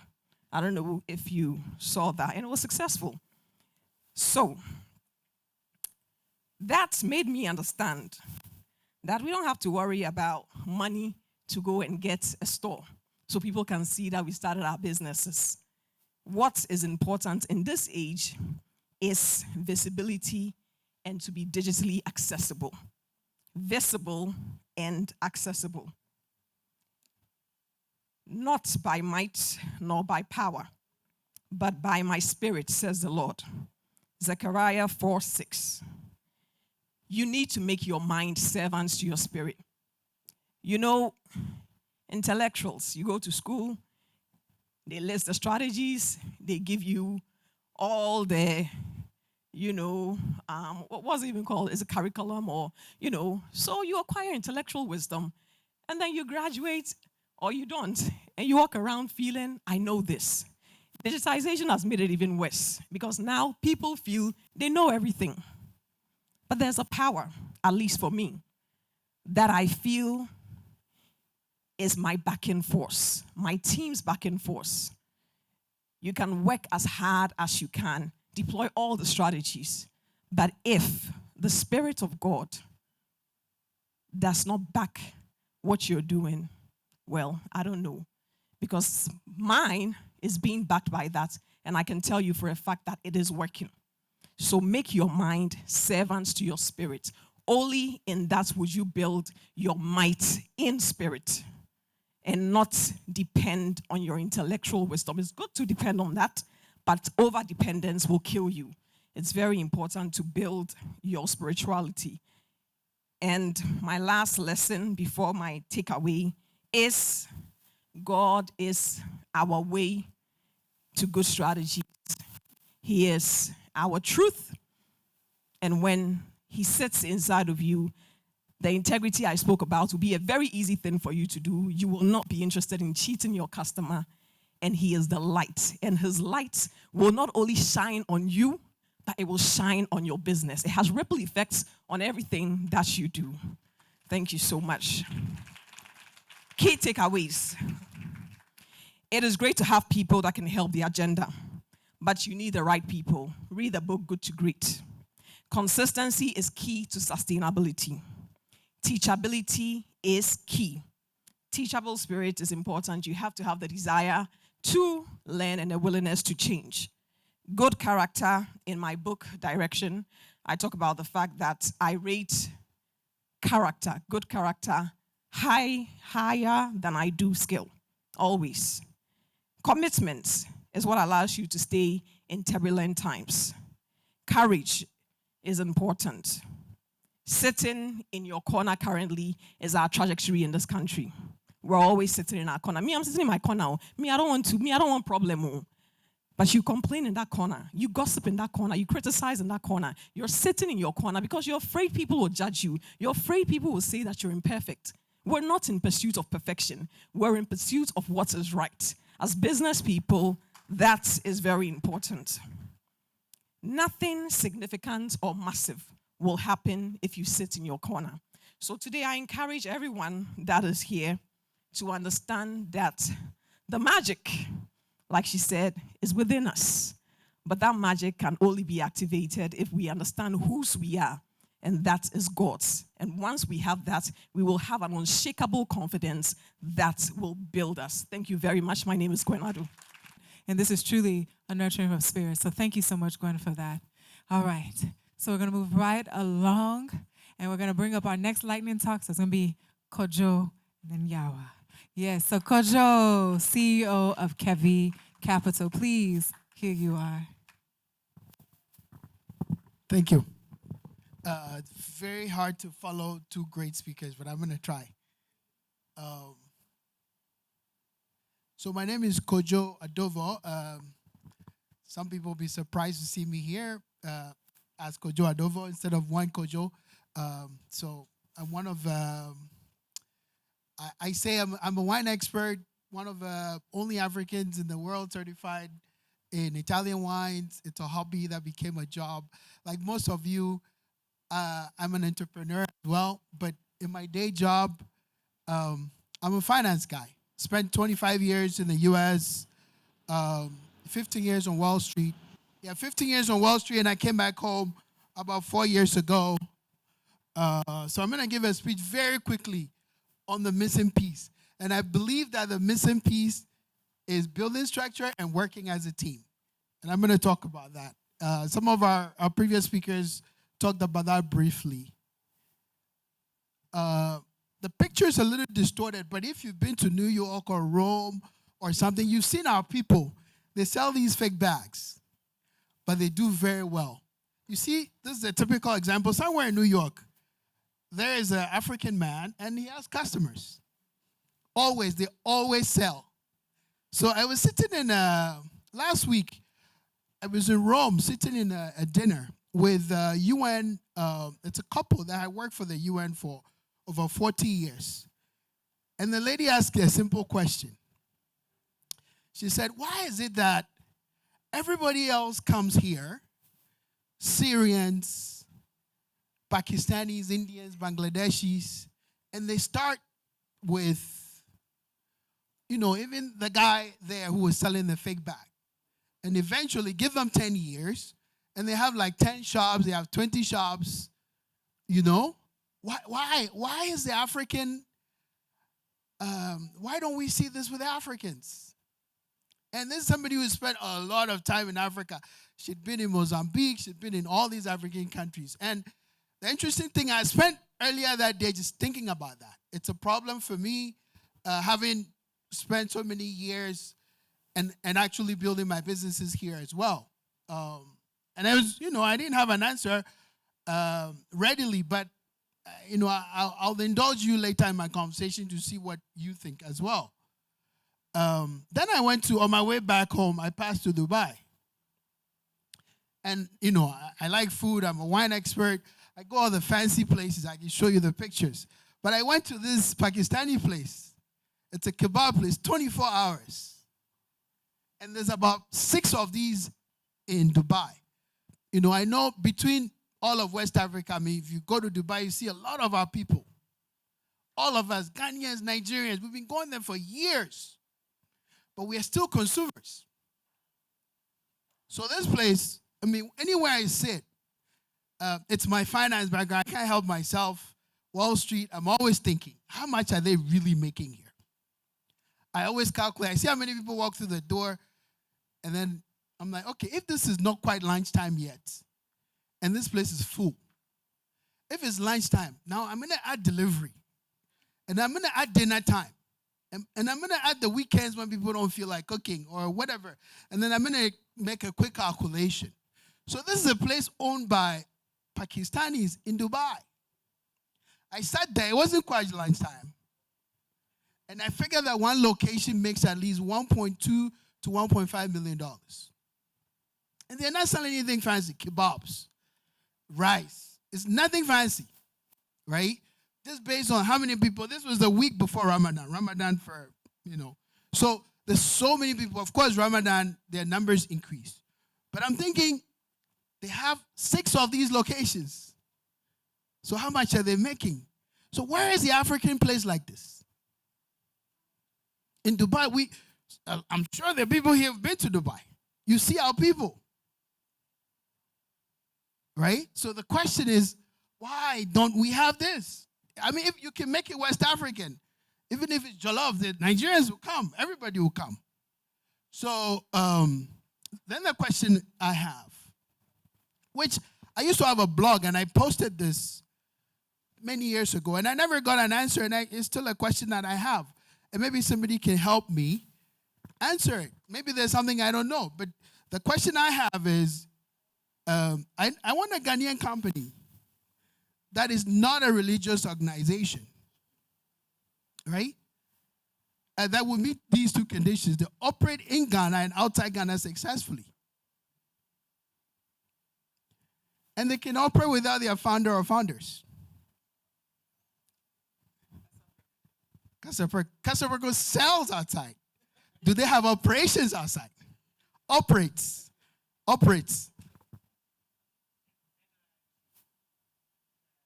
NIT. In Liberia. Okay. So NIT is owned by Ghanaians. Ghanaians. Black African Ghanaians. Ghanaians. I want to know. So it's still a question. I mean, I know Lighthouse. I know, they have branches in every corner of the world. So religious, that doesn't count. Say, head center, CEO. So I want to know, where you are. Is that correct? Okay. But it would operate without you. Okay. If you weren't here, we want you to be here. But if you weren't here, it would operate without you.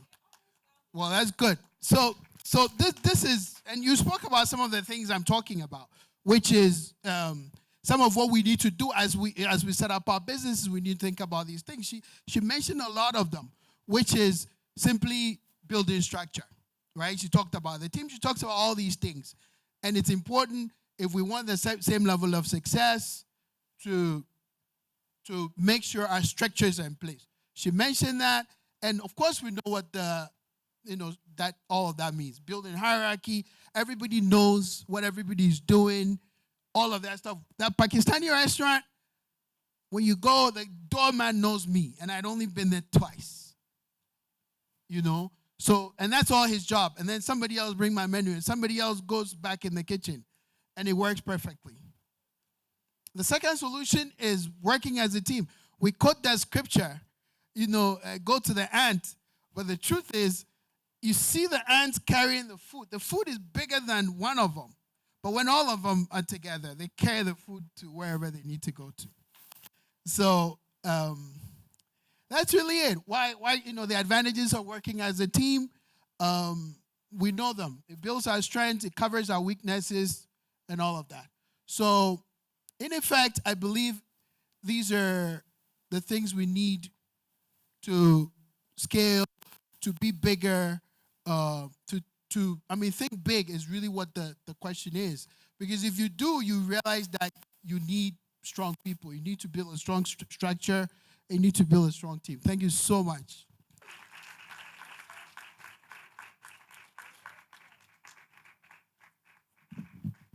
Another big thank you, Kodjo. I appreciate that.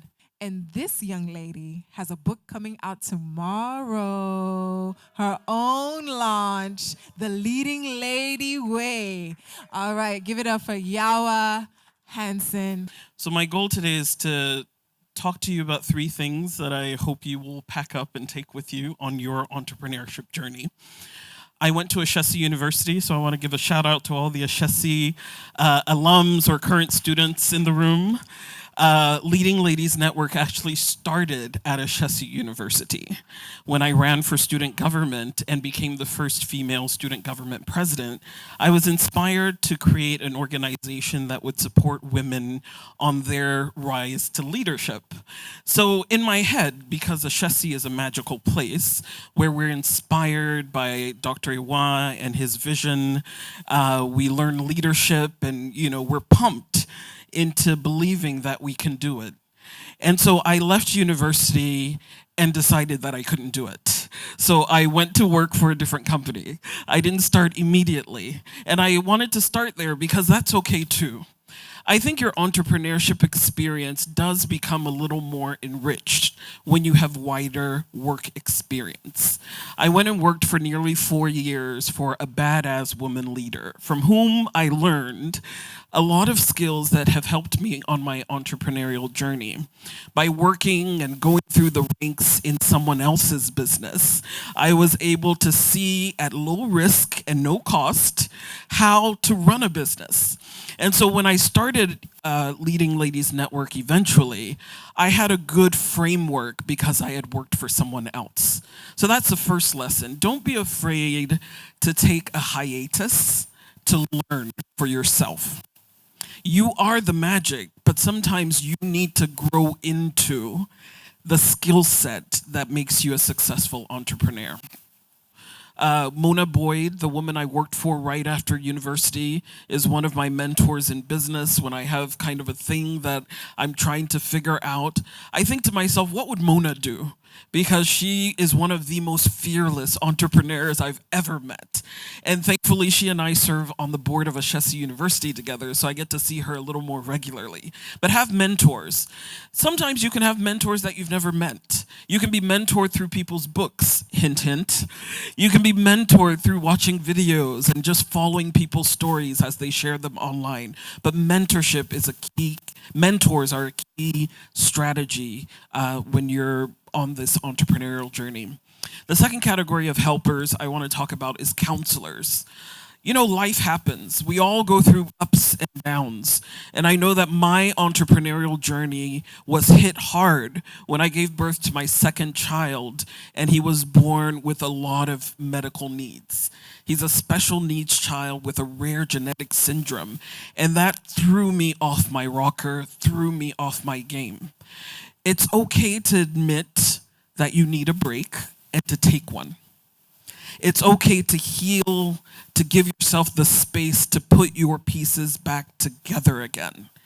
And counseling, there's a lot of stigma around seeking counsel or seeing a psychiatrist or someone who's well licensed to look after you. But one thing that I notice about women in leadership or in entrepreneurship, you know, we bring all of ourselves into it, and the parts of ourselves that are broken usually affect the people in the business. So by taking care of you, you are taking care of your business. So the second category of help I encourage you all to seek is counselors. And then the last are coaches. Coaches are really great at helping you figure out point A to point B.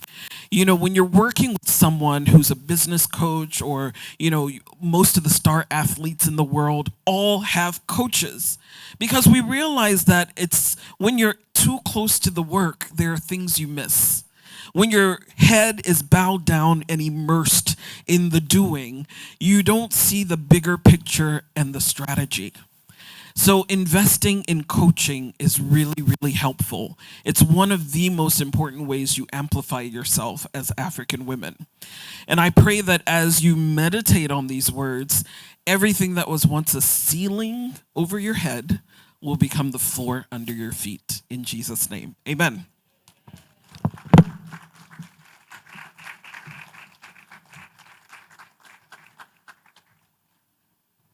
Let's go. So I'm excited to invite this phenomenal entrepreneur whose products I use all the time, Naya Naturals. I think I'm your biggest advocate unknowingly. You don't know that, but every time I buy it. So thankful for you being here. So please, let's welcome Nanama to the stage so she can share her lightning talk. At this point, I feel like everything has been said, and I'm at this place. I'm here to figure out.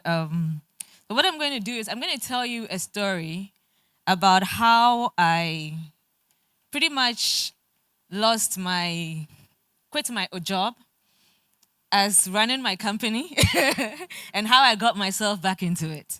So almost like how I got my groove back 2022 edition, because it seems to happen quite often. And this is something that we go through as entrepreneurs, and sometimes we don't even tell anybody. Because when you're an entrepreneur and you're running your own business, everybody expects that, especially with a business like mine, when people see your products, they see the products out there, so they're thinking, oh, you're doing great, everything is good, you're moving on. But you are the one that's behind it, and you're going through this roller coaster ride with the business, with the employees, with the products, with the making sure things are consistent and keeping the business going. And last year, at the beginning of the year, I got into this space where I wasn't I was out of it. I was just tired of running through the day-to-day of the business. I was tired of figuring out what products to do next. I was tired of going to the shop to talk to customers. I was just tired of it. And I was in this space where I was like, well, what do I want to do with this business? Now, the problem is 10 years ago, and the thing is, so I turned 40 last year. And that was when I started, before I was getting into that 40, to my 40th birthday was when I started thinking about this. But 10 years before that was when I had a similar itch. And when I had that similar itch, what I did was I went into an MBA program, I quit my job, and then I packed everything and I moved to Ghana. So when I started making this noise about, oh, I don't know what to do with my life now, I'm 40, what's the next step, what else? People started saying, okay, where are you going now? you have this, you can't go. You have this product, you have this business, you can't leave now, you have this. And the thing is, even when I moved to Ghana, this was not the business I was going to build. This was not even on my plan. It was a hobby that I was doing as kind of playing with that. I came to Ghana and the opportunity opened up, and then I went on and I built it. Now, so I was going through this process and trying to decide what I wanted to do, trying to decide different things that I wanted to figure out whether I wanted to continue this business. I even offered it to my friend to buy it because I'm like, can somebody else run this so that I don't have to? And so there's a few things that I ended up doing. So I think then I decided that, okay, maybe I was tired of kind of being in the space where it was as a similar environment. It's like the same people, similar, talking to the same people all the time, listening to all the complaining about Ghana, thinking to all the issues about what's going on, dealing with all of those things. So I decided to do a couple of things. First thing I did was I went into an accelerator program. So I went to an accelerator program, and with that, the whole mindset was growth. So there were several things in there. So the first thing it taught me was setting your goals. So figuring out how do you plan for the year, how do you plan for the year, how do you plan for the month, and how do you bring that back onto your teams so that as you are going through this day by day things, you're actually going through it with your team. Because sometimes being an entrepreneur can feel very lonely. Secondly, I took a vacation. And then when I took the vacation, the idea was to get inspiration. Because most of the time when people take vacation, you think, oh, okay, we're just taking a break away from the business because, you have all this money to go and spend. That was not actually the case. At this point, I was trying to figure out what do I want to do. And I needed a new environment to talk to new people. And one thing I do when I travel is I talk to a lot of random people. And so I get a lot of ideas. I get to hear their perspective on things. I get to go into spaces where people are doing these amazing things or see all these great buildings and think, oh, wow, people are doing these amazing things. So there's a lot of opportunity out there. And there's a lot of other things that we can do. Because if people like me and you can create these types of things, then we have the capability to do other things as well. The third thing I did was take a course, and this course was at Cornell University, and it was actually a program that I signed up for a year ago that was supposed to be a free program. And I was on this waiting list forever, and for some reason, somewhere around October, I get an email and say, hey, you've been admitted into the program. It's starting first week of November. I'm like, wow, I'm still in the middle of all of this. I haven't even come back from my vacation yet, and I'm already being told to go back to class. So I went through this program, and what the key things that I took out of this program was, the first thing they asked us to do was first create your goals for the next 10 years. And the goals for the next 10 years, you have to create it for yourself and then for your business. This was the first time I had ever gotten an opportunity for somebody to actually say, separate Nanama from Naya. Because most of the time, my name has literally become Naya. So it's very hard. And when people see me, they see the product, they see everything I do. I'm literally in production because I developed literally all the recipes for every product that we had. And so I'm involved in all of this, all the way through the marketing, the sales, every part of this business. So this was the first time I've actually was given that task. And that was actually the hardest thing for me to do. But when I actually got through it, then I realized that even though I had personal goals, and then the business also had its own goals. There are certain places where me and the business aligned. So this is where I had to figure out how to connect the two sides of the business to create a place where I can decide if that gave me the key thing, which is what fulfilled me to keep going with this business. And the thing that I realized was the middle part of all of this was women. And when I started this business, one of the things I wanted to do was create a business where women literally were comfortable working in. And so I created almost like a safe space. But because we're also a manufacturing business, which is also not very well, it means I had to hire women engineers, I had to hire women scientists, I had to hire women who would be in accounts, who would be in finance, who would do sales and other things. Because most of the time when most people think of things that most women would do, they think of the sales and customer service. When I put out an ad and I'm looking for a chemical engineer, I get 99% of the applications being men and maybe 3 women.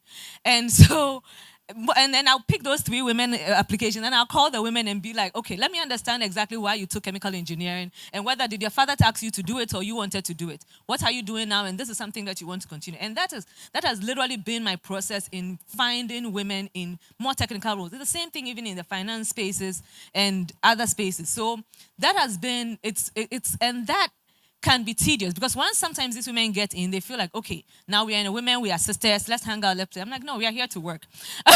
We are here to work. So you have to kind of pull it together. So one of the things, so figuring out that the key thing was women. And so I needed to find out. And the thing was, so there's 3 areas of women that connected together that made me, that brought the business together. The first was the women team. And the other one was the women group suppliers. So everybody talks about shea butter and it's all over and you can find it anywhere and and this is not. But for me, the building, part of what made even moving to Ghana and building this business important to me was the fact that there wasn't a ready market for a lot of the women's group that actually made these products. So my thing was, if we actually built a business in between, where we can actually buy directly from these women suppliers, then we create a consistent market where it's not somebody coming from the US or UK and buying cartons of it, taking it, and maybe coming back or maybe not. But we create a sustainable business that creates a community for all of us to be able to benefit from. So understanding the women suppliers, understanding they're building a team of women. And the third one was also the customers. Now, a lot of the time when people hear women's business, they're thinking, okay, then women in the beauty industry. Okay, then we like beauty because, you know, it's our hair and it's our face and wild makeup and all of this. But being able to build a sustainable business that created this ecosystem where we are not only the women in the front, we are not only the women in the front end using the product, but we're also the women in the back end who are actually pushing all of this. Is what one of the things that I realized were the things that made putting this business together exciting for me. So after I did this, went through this whole exercise, they also talked about structuring your businesses, creating your trademarks and all of these other things, which when we are running our day-to-day business, we do, but we don't actually think about it as important. Because being able to think of, okay, your brand name being copyrighted not only in Ghana, but in other parts of the world, because you very easily find people who take your product to other places, and then they'll go and register your business and your brand name and others in other spaces, and you get into those spaces, and you're not able to grow in those spaces because your name is already being used by somebody else.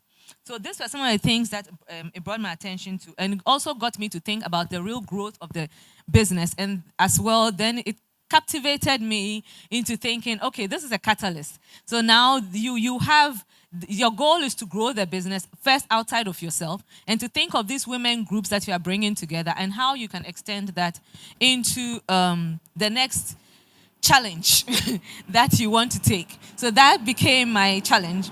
And so when I came, after all of this, about January, February, what I did was I rewrote the vision of the company because now it gave me a new insight and a new opportunity to now rethink that now I am building almost a different business than I have been doing before. And the vision that I wrote down was, Naya by Africa's vision is to build a sustainable, impact-driven global beauty brand led by remarkable African women. Now, this new vision gave me a new trajectory. And it gave me a new purpose. And it gave me a new reason to now and a new challenge to literally continue.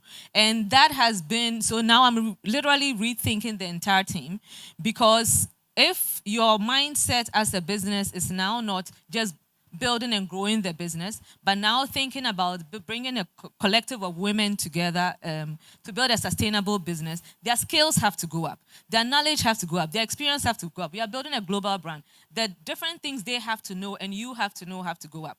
So it created an opportunity for me to set literally new goals for everybody. Literally rehire in different areas where I needed to change the team, and also improve the way that we do things within the business. So through this process, now then I realized that, this was actually how I came out of this. Now, when I came out of it, the lessons that I put down that are now my driving and moving me through is, first, when you're building a business, you have to do it for yourself first. You have to think of who you are, what you want, and how this serves you, and whether this is even something that fits into the lifestyle and the goals that you want to achieve. If it's not, you're going to keep going around in circles, and you're going to literally quit every so often. Secondly, you have to do it for others. You cannot build an African business that does not have impact behind it, because we all know that we live in this environment where there's a constant need for solutions for things. Every African business solves some problem, and we are literally in that space where we are constantly solving problems. So if you get into this space where you're just doing it for just yourself because you need more money, or it would eventually die out. And so it doesn't create focus for you. Thirdly, you have to master your craft. During this process, I had to go back and learn, just like everything else that I do. My background is information systems, and I have a technology background, which I worked 10 years in technology with. So when I got into skincare, everybody's like, what is that? And what are you doing here? But I learned it. Everything that I know, I learned. Everything that I've been able to do, I've built over the years. And fourthly, the fourth thing is being intentional about your growth. Growth doesn't just happen. Sometimes when we are in businesses, we assume that, because we are working every day and because money is coming in and because people are buying, then you are growing. Yes, you are growing, but by how much? Right? You can grow, 10% every year, you can grow 50% every year, or you can grow 100 and 200% every year, depending on how much effort you put. I think Kuorkor mentioned earlier about how quickly do you want to grow? Do you want to open branches everywhere? And how quickly do you want to do that? And sometimes, as African businesses, we tend to kind of cower and say, okay, let me just do this small thing now. And that is one of the things that when I did the accelerator program, they forced me to do. I never wanted to do retail. But after the program, I was literally forced into putting my products into 3 retail companies, because it was one of those things that was actually a requirement, literally. And it has been a blessing, because it allowed me to now go into the retail space and look at it differently than how I used to look at it, and create a space for just Naya, which before was something I didn't want to do. Because I didn't want my product to just be on the corner of the shelf. I understood that we have been able to put the effort into building the brand. So just as Nivea and every other brand should have its own space in the mall, Naya should be able to do that too. So now when we even go into other retail, that's what we ask for. And if we can't get that, we won't put the product in the shop. And finally, do it afraid. A lot of the things that we are doing, we women do, sometimes when we are doing things, we want the fear to go away first. But I'm learning that the fear doesn't go away. I've been doing this long enough to realize it does not go away. So you have to do it afraid. You have to do it worried. If you are not afraid, then the dream is not big enough. So you constantly have to dream bigger than what you are seeing. You constantly have to push yourself, and you constantly have to go a step ahead of what you think you can possibly do, because you can actually do it. And my final takeaway for you is that remarkable women actually do change the world. And we build communities. We have a way of being able to take care of people. We have a way of being taking care of others. And we are just remarkable. And the things that we're able to do, men cannot do. I'm sorry, men, all the men in this room. But they really cannot do, because we build businesses with empathy. We work with people with empathy. We see ahead of things that people are just pushing their heads through. But sometimes it also holds us back. But we have to use that energy to push forward, and then we have to do it afraid, and we have to continue to be remarkable. Thank you very much. Thank you, everyone, for your time. Thank you for listening. Thank you for being a part of this launch. And I thank you all just for coming with this with an open heart. So once we get through this last lightning talk, please make your way upstairs. There's going to be some nice light bites outside for you. Go ahead to the wellness corner. You've earned your massage. So make yourself comfortable upstairs as well. And we'll be rounding off things with just some good music and more networking as well.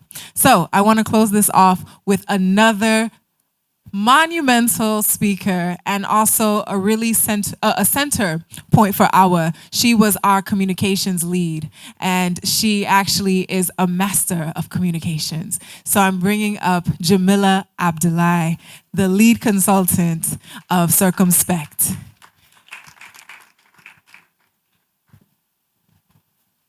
Good evening. So I just want to share a bit about Circumspecte's journey, because I feel it's a bit more relevant in terms of the discourse that we're having this month around women in technology or women in the digital space. So I started Circumspecte as a blog when I was in college, when I was in university, and I was studying in the US, learning economics, and learning all these things about policies that affect Africa and countries like Ghana. And I wondered why we were not having those conversations in Ghana. So I decided to create a blog to share what I was learning, but also I was doing a bit of traveling at the time. And so to share a bit of my insights from traveling around. And over time, this platform morphed from being a travel blog into being a development and policy blog, into being a personal development blog and creative writing blog, into being whatever I wanted it to be. And that is something that I think is so important as up-and-coming entrepreneurs, because we hear a lot of things about how you should be as an entrepreneur. My message is make it what you want, right? If you wanted to be told what to do, you know where to go. You know where to go for that. There are other places where you can get that guidance to say, do things in this specific way. But if you're going into entrepreneurship, you have the unique opportunity to create something and birth something from yourself on your own terms. You get to make the rules in some ways. So I think that's something that I really wanted to highlight. And I capture it in a quote, which is a spin-off of, the regular saying, when life gives you lemons, make lemonade. So I say, when life gives you tomatoes, make jollof. Whether it's Niger jollof, Senegalese, Ghanaian, Sierra Leonean, whichever one you want it to be. But essentially, take the ingredients of your life, take the values that you have, the strengths and talents that you have, and use it to create something amazing. Will you always have everything, all the ingredients? No. But you can use what you have in that moment. So that's the first takeaway I wanted to share. The second one is to follow your curiosity. And why I say follow your curiosity is because a lot of times in Ghana, what happens in the business space is one business owner comes and creates a product, and then you see multiple other businesses doing the exact same thing. Yet the genesis of why business owner one created that product might not be the same for what anyone else thinks. So follow your curiosity. Why I started blogging, it was actually a very simple question. It was, how come we don't have these insights about Africa online? I started in 2007, so I'm part of the first wave of, okay, we don't call ourselves bloggers anymore because it has a totally different meaning today. Content creators, right? So digital content creators. So I was probably part of the first wave of digital content creators in Ghana and across Africa. And that was the question that led me there. And I said, well, if I want to share what I'm learning, how can I do it? That's what led me to finding out about blogging. And as I think it's Nanama who said, you have to surround yourself with a learning environment, or you have to be willing to teach yourself. Today, you have the opportunity to do that because the amount of information online is astounding. But what I did at the time was experiment. So that ties back to following your curiosity. You need to be willing to take a chance and to possibly get something wrong. In the digital space at that time, the thought of creating videos online or creating a blog and having to do a bit of coding, it's something that I would dedicate like an entire Saturday afternoon to figuring out because I could at that time. Today, there are pluses and minuses. The plus is that WordPress today, if I had WordPress back then, oh my goodness, WordPress today is pick and drop. That's WordPress today, and most of the digital platforms, if you want to create like a website.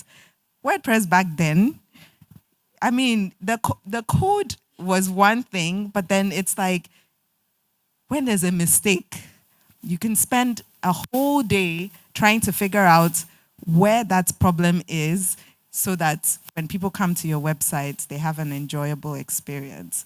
So take advantage of the tools you have today and learn. Do not be afraid to try things. It's okay to make mistakes. There were times I made decisions I used to change my blog layout every year because I was like, this is my workspace and it has to be fun. So I would change it every year. But sometimes I would make a change and it would actually go against what I was trying to achieve, which was getting information to people, because I would pick a template that was, jazzy and had I know if I say it had sliders, today you take it for granted.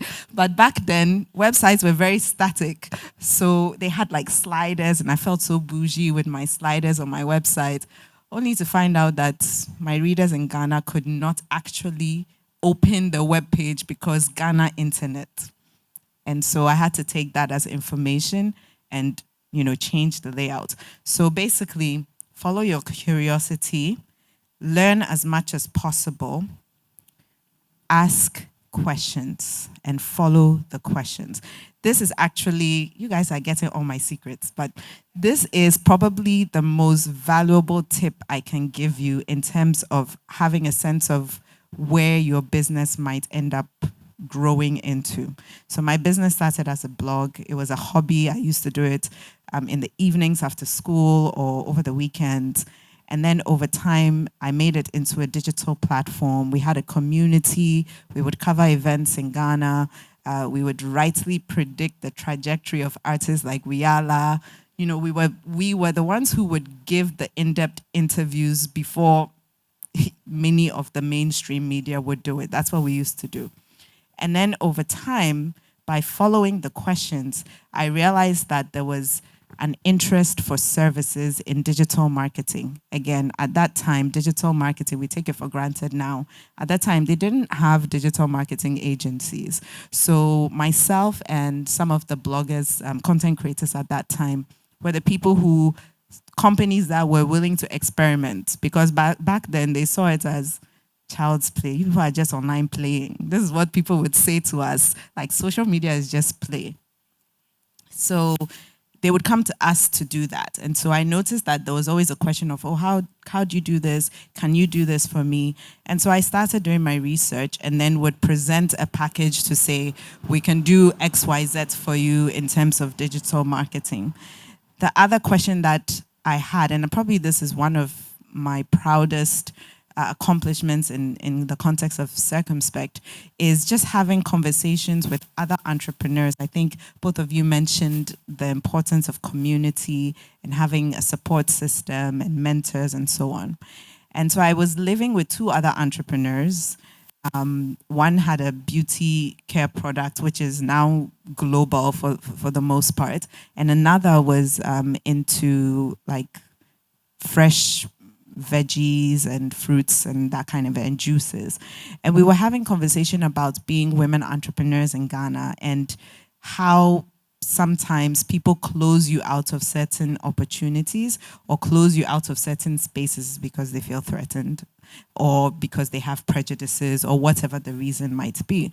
And that led to another question for me, like, why is that the case? Because in my experience, the women in my life and the girls in my life have always been very supportive. Sisterhood is something that I'm blessed to have 3 sisters. But beyond that, I went to all-girls school, Wesley Girls High School, went to all-women's college, and we would compete for the same opportunities. But I would say, oh, Kuorkor, you know what, we're applying for the same opportunity. How about we do this? Let's exchange. You review my application and I review your application. This is what we used to do. We are competing for one spot, but we are supporting each other in that process. So that led to the creation of an initiative called Sisterhood Matters. And from 2016 up until 2019, we ran pretty much half-day sessions where women could learn together, could support each other, and really have some of those in-depth conversations about what it means to be a contemporary African woman, because it's a bit different from being a traditional African woman. And I think that spurred a lot of connections between women, and many other women went on to collaborate or start their own businesses and so on. Now, the reason that I left the corporate space, I'm back in the corporate space, by the way, so someone said, oh, so what's going to happen to your side gig? I said, the corporate space is my side gig. So I'm basically doing what Nanama was talking about, which is like a sabbatical, because I can, right? And I want to learn and continue to grow and see, again, what are the questions that will come that maybe down the line Circumspecte will be able to help people answer. So while that was, before I went to that space, I had been working in Ivory Coast with the African Development Bank. And this is an institution that has a lot of resources. But for whatever reason, they couldn't seem to figure out how to use digital tools and social media. And I became the go-to person across the bank for anyone trying to figure that out. So that led me to another question. If an organization like this that has resources cannot figure it out, then what about a woman entrepreneur in Ghana or a small business in Ghana? And that's the reason, among a few others, that I left the corporate space to come to Ghana. Now, when I arrived here, and this leads me to another point, to stay open. You might have your ideas, you might set your goals, but be willing to throw it all out the door if you need to. I personally don't really do goal setting because it just doesn't work for me. I tend to go with the flow. But if you do goal setting, still be willing to let some of that go. So came to Ghana and I thought, oh, my plan was I was going to approach companies and offer to do their like digital, come up with strategies for them to help them go digital. That was my plan. One hot Saturday afternoon, I met a man and I was pitching this idea to him. And he was just laughing. He's like, oh, Charles, wait, social media that you'll be playing online. And this was consistently the feedback that I got. So I said, okay, there's clearly an issue here. People don't understand the value of social media. And so that led to another service that Circumspecte started providing, which is digital skills trainings. I was reading the news yesterday and noticed that the government is launching an initiative on digital skills. And I'm like, yeah, been there, done that.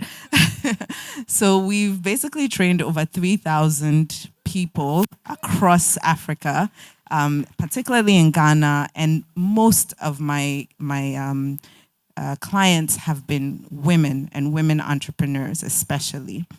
And that for me is something that we get to do as entrepreneurs. You get to craft your own journey. You get to experience different things. You get to give back, create impact, and you also get to grow as an individual.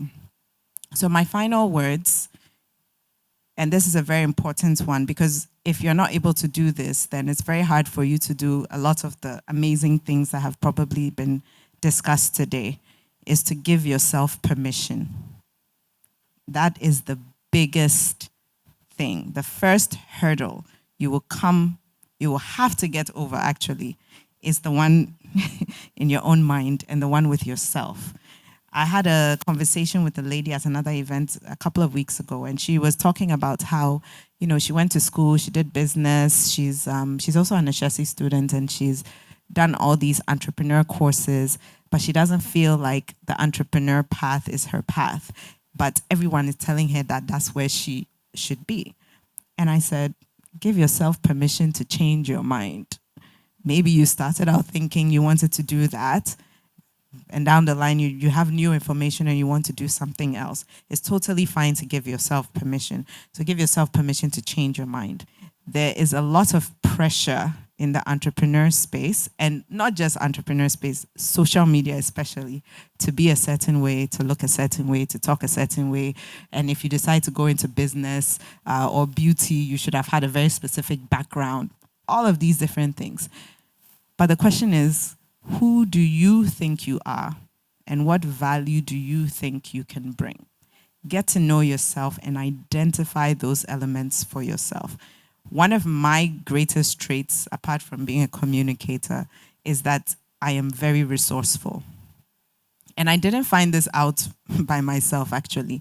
It's because this is what people would always say to me. Oh, you're very resourceful. You're very resourceful. So also take note of the feedback people give you, because as it turns out, I created a platform that offers resources, right? So pay attention to those things and give yourself permission to be authentic to you. If you don't want to show up in a certain way, you don't have to. If you feel like going in a specific track isn't what is true to you, you don't have to. If you listen all the time to what other people tell you you should do or think you should do, you might actually be missing the opportunities that have been laid out specifically for you. So that's a very big one I want to iterate, because I think that gets lost along the way. And then have fun and make the journey yours. So a lot of the things I did, it was because I knew I would have fun with it. I enjoyed writing. I enjoyed interviewing people.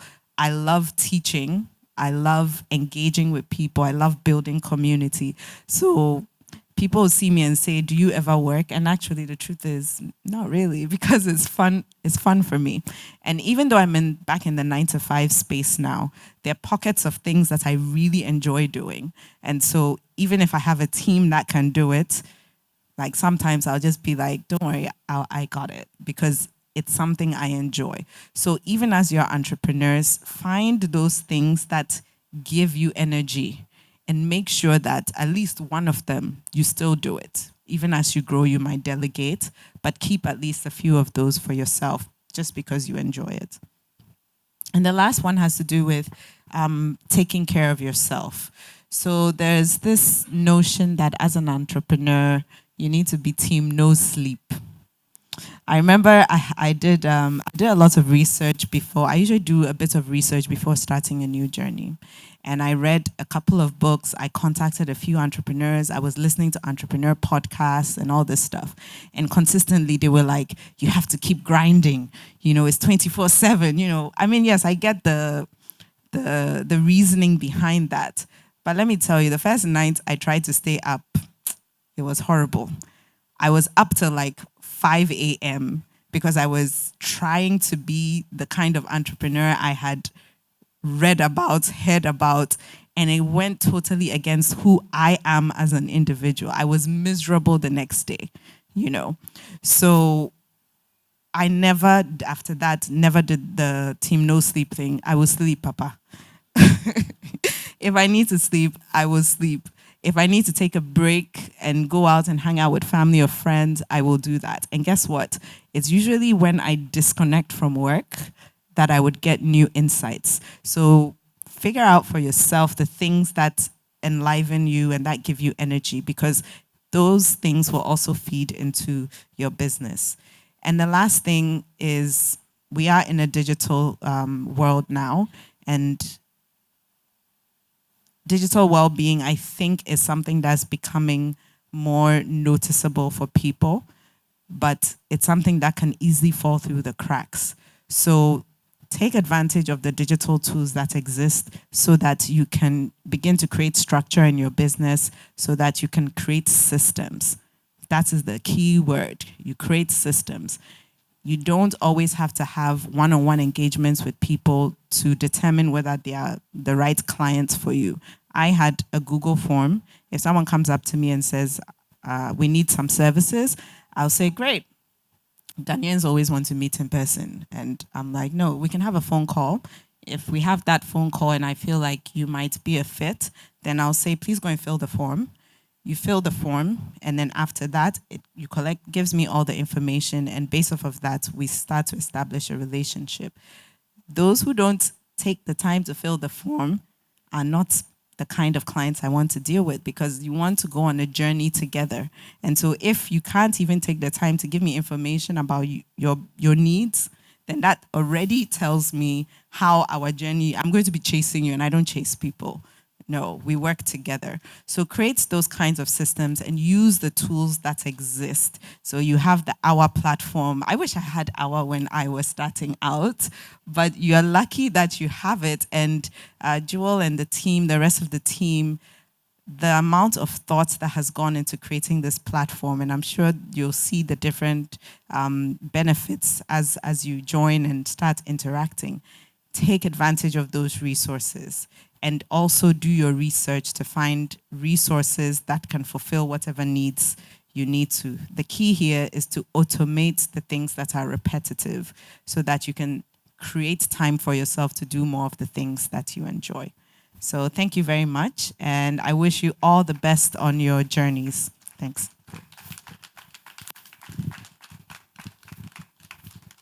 Thank you so much. Jemila, that was powerful. Oh my gosh. I was in the back. I see everyone taking notes. And that's what I love to see. Like, you know, my lecture hat comes on and I'm like, you're taking notes. You're taking notes. This is seeping in. So thank you. A lot of powerful words that were shared today. I love that automation and making sure that we create systems, right? And allowing the platform, of course, to be a system to support you as well.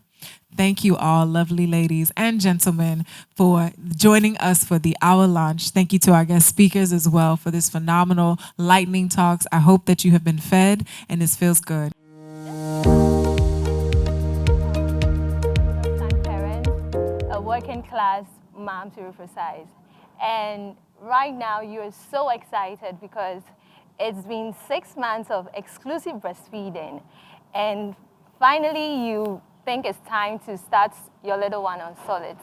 So what you've been doing is you've been saving recipes, but then again you forget, oh, you don't have time because you have to prepare all these meals from scratch for your little one.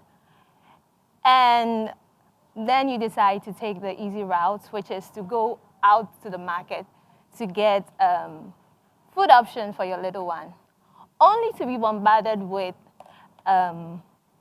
highly processed food products that will cause malnutrition and child obesity to your little one. And that is the reason why I started Mommy Spoonfuls. My name is Victoria, ladies and gentlemen. This is my product. So Mommy Spoonfuls was started in 2021 to produce complementary weaning food products for infants starting solids, toddlers, and preschoolers using our own indigenous Ghanaian ingredients that are free from preservatives and processed sugars. The problem is a lot of first-time parents especially get frustrated by finding meal options for their little ones because of the high influx of imported products, and that causes child obesity in children. And they also lack the knowledge that we can use what we have here to produce wholesome meals for their children. So what's the solution?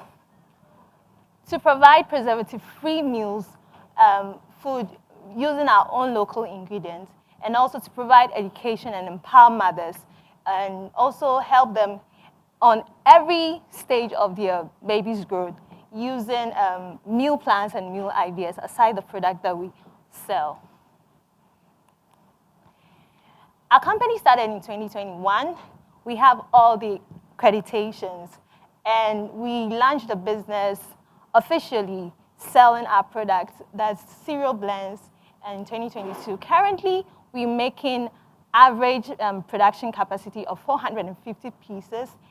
We are looking at an average monthly revenue of 15,750, and we hope to expand in the coming future. The market opportunity for the complementary weaning food is quite huge, and this is owing to the fact that there's this, rapid birth rate, and from the Ghana Statistical Service, we know that there's a rapid population growth owing to 2.4%, and also because of the increase in participation in women at the workplaces, it's quite hard for women to find time to cook. So we are here to also help in solving that. Our target market, we are looking at first-time parents, especially parents with picky eaters and fussy eaters. We are looking at health-conscious parents that are trying to find the best for their little ones. The competition, we are not the only one here in this business. We all have competition. It's quite competitive out there. And the huge market is, those that have the huge market share is the Eat Smart food. But we believe we are quite different because we position ourselves in a way that we use all natural ingredients. We have this, strength when it comes to social media, and we use that to our advantage. And also, we have this engagement with communities, with mothers. This is our product portfolio. We started with the cereal blends, and we hope to do more.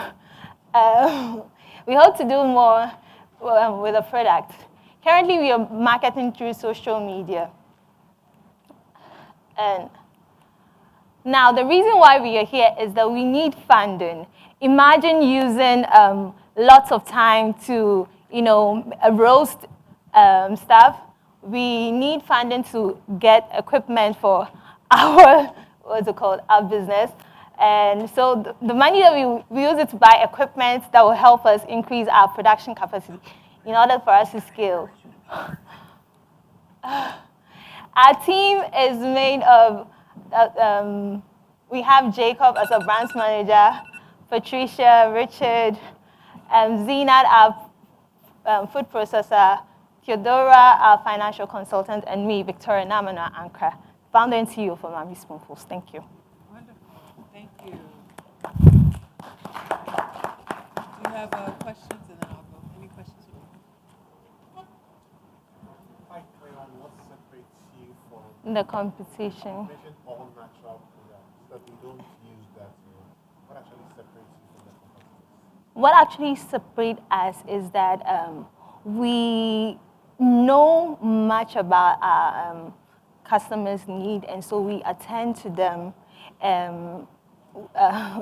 basically because we provide what's called picky eating consultancy to moms, and we also address fussy eating by providing meal plans and also creating meal plans and meal ideas for these moms. So when you come to us, it feels like you're a family and you're free to share with us all your needs. It's not just about selling our products to you. Like I see my my spoonful babies as I put them as part, like I birthed them myself. So like we grow together. With the, I think you say your revenue is currently about 15,750. Yes. And you also mentioned that your current process is, a lot of manpower and stuff, right? Yes. So what's like the profit you're making, and how would this investment, I'm guessing a part of it will go into capital? Yes. So most of the things that we do is we outsource our production. Okay. The reason is we buy the, the raw materials, roast them by ourselves, and then take it to CSIR because we are baby food product. We cannot just mill it anywhere. Yeah. So we take it there for product processing, then bring it back to our facility and then do the packaging. Okay. So it's not free. After paying everything, the margins is not that high. And we have to pay workers and stuff. Mm-hmm. Is there any strategy you have that you feel could make a difference in like increasing the margins so that you are more sustainable? And that is why we are here, to seek funding to be able to buy these equipment so that we can have them present in our facility. And that's going to cut down cost and increase our production. How much do the equipment cost? I just want to know. Okay, so we are trying to get a mill which costs 9,000 Ghana cedi, and then a roaster which costs 3,000 Ghana cedi, and a mixer. And this mixer is able to take like 5 kilos of milled stuff at a go. And this could, help us, be more efficient, as in mixing it by hand, by ourselves, in order to get it at right consistency that we use. And then we will want to get a batch number machine, because after we do everything, we'll have to use stamps and, to get it done. It takes a lot of time. So in all, we believe that getting these machines would help us be more efficient, will cut down time in production, and that's going to help us, increase our production capacity and eventually help us scale our business. Thank you. I just have 2 quick questions. Mm-hmm. Number one, you mentioned, or your promises or value proposition is around being all natural. So what exactly is your shelf life? For a year. It's a year? Yes, please. Compared to other products, how long are their shelf lives? I'm just thinking about preservatives and everything. Some are doing 2 years. And for my mark in this industry, those of us doing it is a year. So we have 6 months to a year, depending on, for the ready to eat is 6 months. And then as that are the porridge blends, it's a year. So right now, last one is more so about your customers. So you mentioned your current marketing channels are primarily like social media. Social media. We have retail distributors in other regions, and then we also distribute to other supermarkets. Then we also do pop-up sales at events and churches and stuff. So what's your typical conversion rate from all of these different, do you know on average the conversion rate for these channels? And I'm thinking about just doing the investment in you. What's your propensity for growth? Like, what are you growing? Okay, so for the conversion rate, I don't want to take out any number from my head, but I can tell you the number of repeat customers that we have. So in a month, we can have like 40 repeat customers coming in. And how do you plan to expand? So once you get the machinery, I said the machinery that you need, how does this then help your strategy as far as getting more customers so that it goes beyond just 40?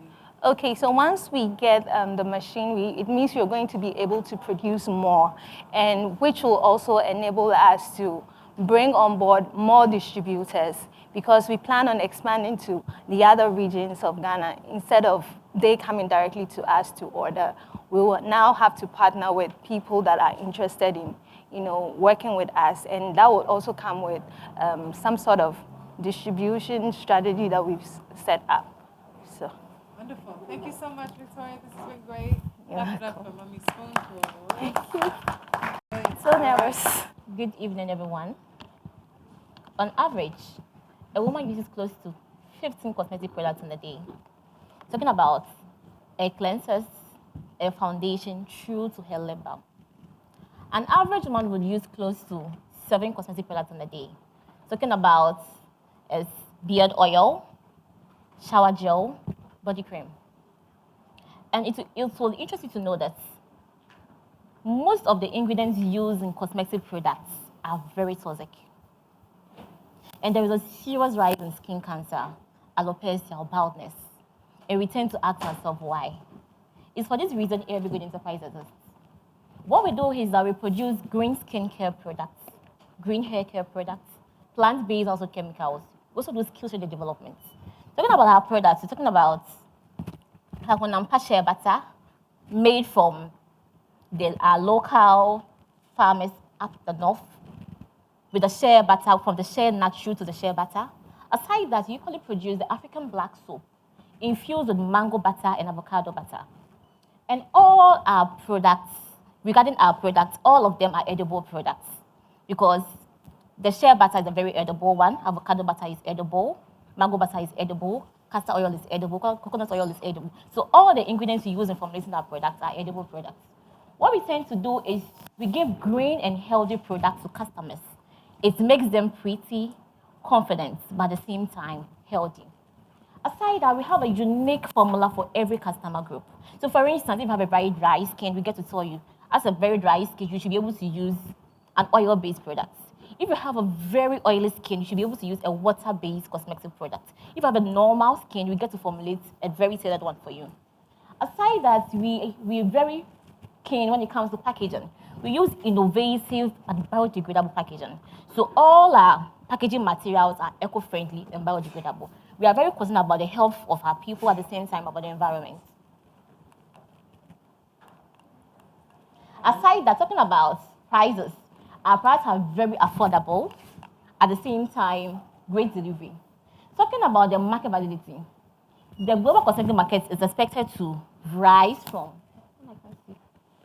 2.48 billion to 482 billion in 2027. And in this market, Nigeria has a stake in there, South Africa has a stake in there, Kenya has a stake in there. But Ghana is yet to make a significant stake in there because of our numbers regarding production. We're looking forward to raise 200,000 USD. But for this particular project, we're looking forward to raise 2,000 USD because we have been listed under AFTA to supply the Kenyan market with African black soap and shea butter. So we're looking forward to use the money to purchase raw materials for that particular project. Aside that, talking about what we hope to be a go-to name in the cosmetic industry when it comes to green products. Aside that, we're looking forward to export 10% of our products into the Caribbean markets and African markets. We're also expecting to retain at least 90% of our customers on a daily basis. Talking about our achievements, as of 2021, we were able to win the best hair care products in Ghana. Aside that, too, we were able to clock a public university bill. So as of 2021, we supplied the base of Cape Coast with 15,000 pieces of sanitizers. Aside that, the Vice President of the Republic of Ghana commented as regards to our packaging and our products, and they tend to call us a very innovative and a well-packaged brand. Talking about our sustainability plan, we're looking forward to a day when we'll be able to produce a waterless skincare product. Aside that, we are looking forward to that. We will continually produce a sustainable packaging regarding our products. Aside that, we're looking forward to have a very good and ethical and local sourcing. So having a very good partnership with our farmers up the north. And aside that, we also have a refilling model when you get to buy our products, and when you are done buying the products, after using the product, you get to return the containers and you get to refill the product for you. So we are helping recycle at the same time. So about our financials, after last year, we were able to make 420,000. And out of this amount of money, the cost of production was 65%, and 35% was our profits. We're looking forward to be able to make much better. That's 414,000 in 2023, and it keeps going. Our impact, our products aligns with SDG 8, 4, and 5, talking about good partnership and good health and well-being. Also looking forward to have decent and economic growth.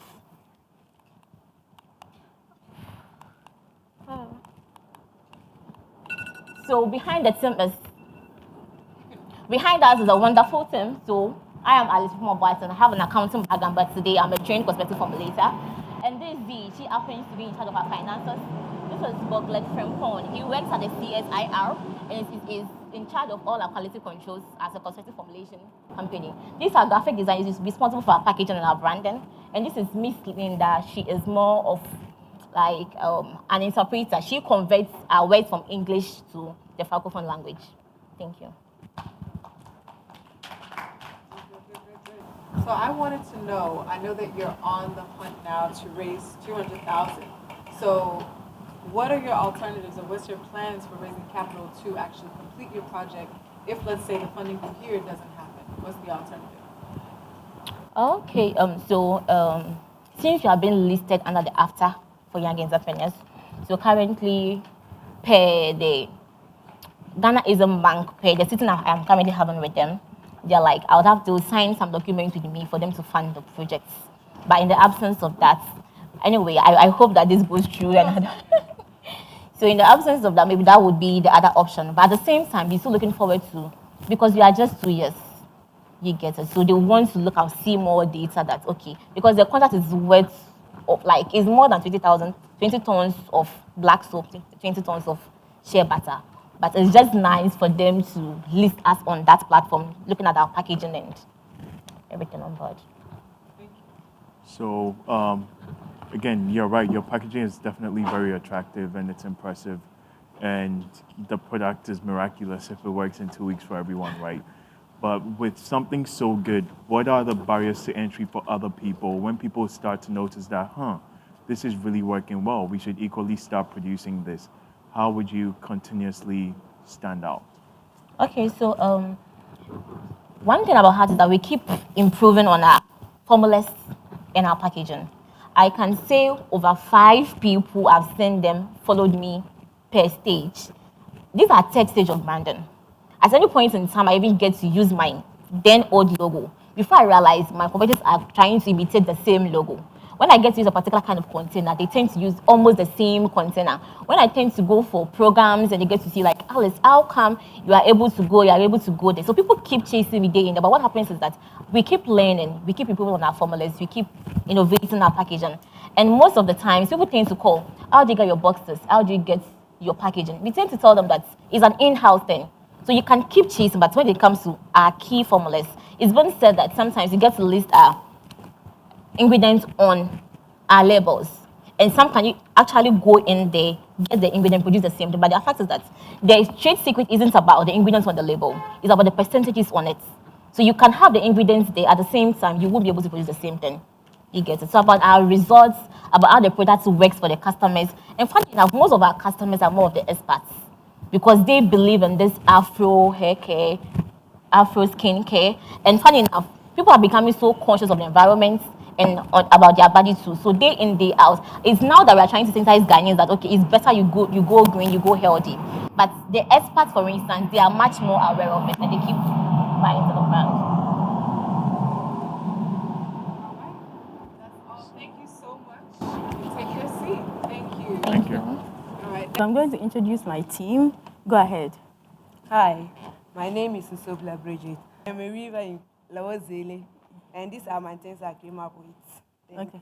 Good evening to you all. My name is Amelika Dorothy. I am a weaver, and I'm also a student in the Lawazele. All right. Thank you so much. You can sit down. All right. So today I was able to bring some of the girls that we work with at Lozele.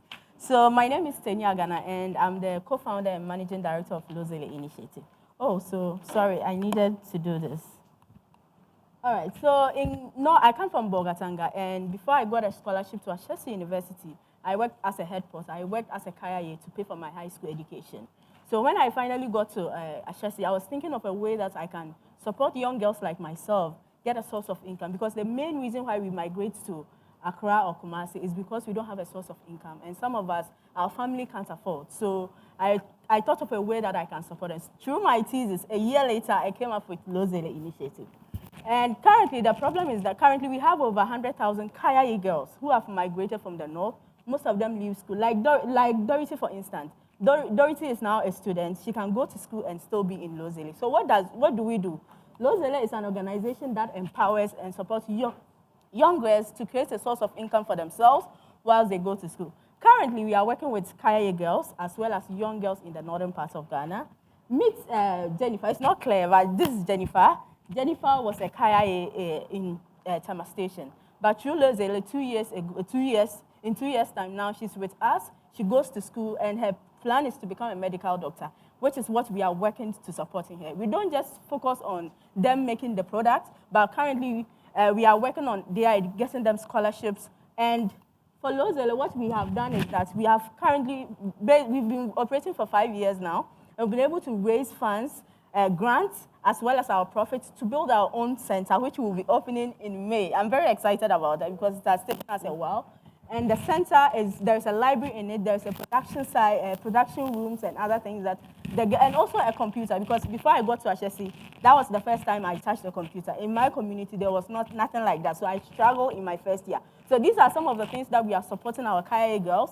We don't call them Kaya girls, we call them Lozele girls, because Lozele means there is hope. We are creating hope for them.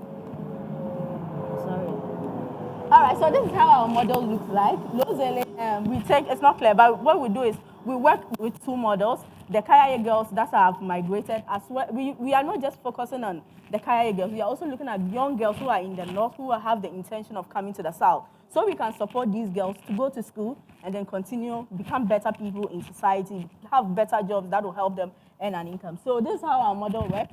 For the girls that are for the Kaya girls, we take them through a behavioral change model here for 3 months before we select those who are willing. Sometimes when we go to them, they tell you, oh, Teni, you were Kaya before you went to Ashesi, so why do you want me to go back? So sometimes it's very hard. When we started, it was very hard for us to get a Kaya. We are actually investing in you, training you, but it was hard. But then when we got the first 20 people, though the other people were just calling us, oh, they want to join in that. So that was how our model right now is we take them to a behavioral change model. Then after that, we select the people that we want them to go. We select based on your performance, how often you come. Because sometimes people, when they come here, they just want to work. They don't want to come for the training and all that. So we select them. And then when they go home, we take them through training. We take them through an entrepreneurship model for them to identify. Let me give you an example.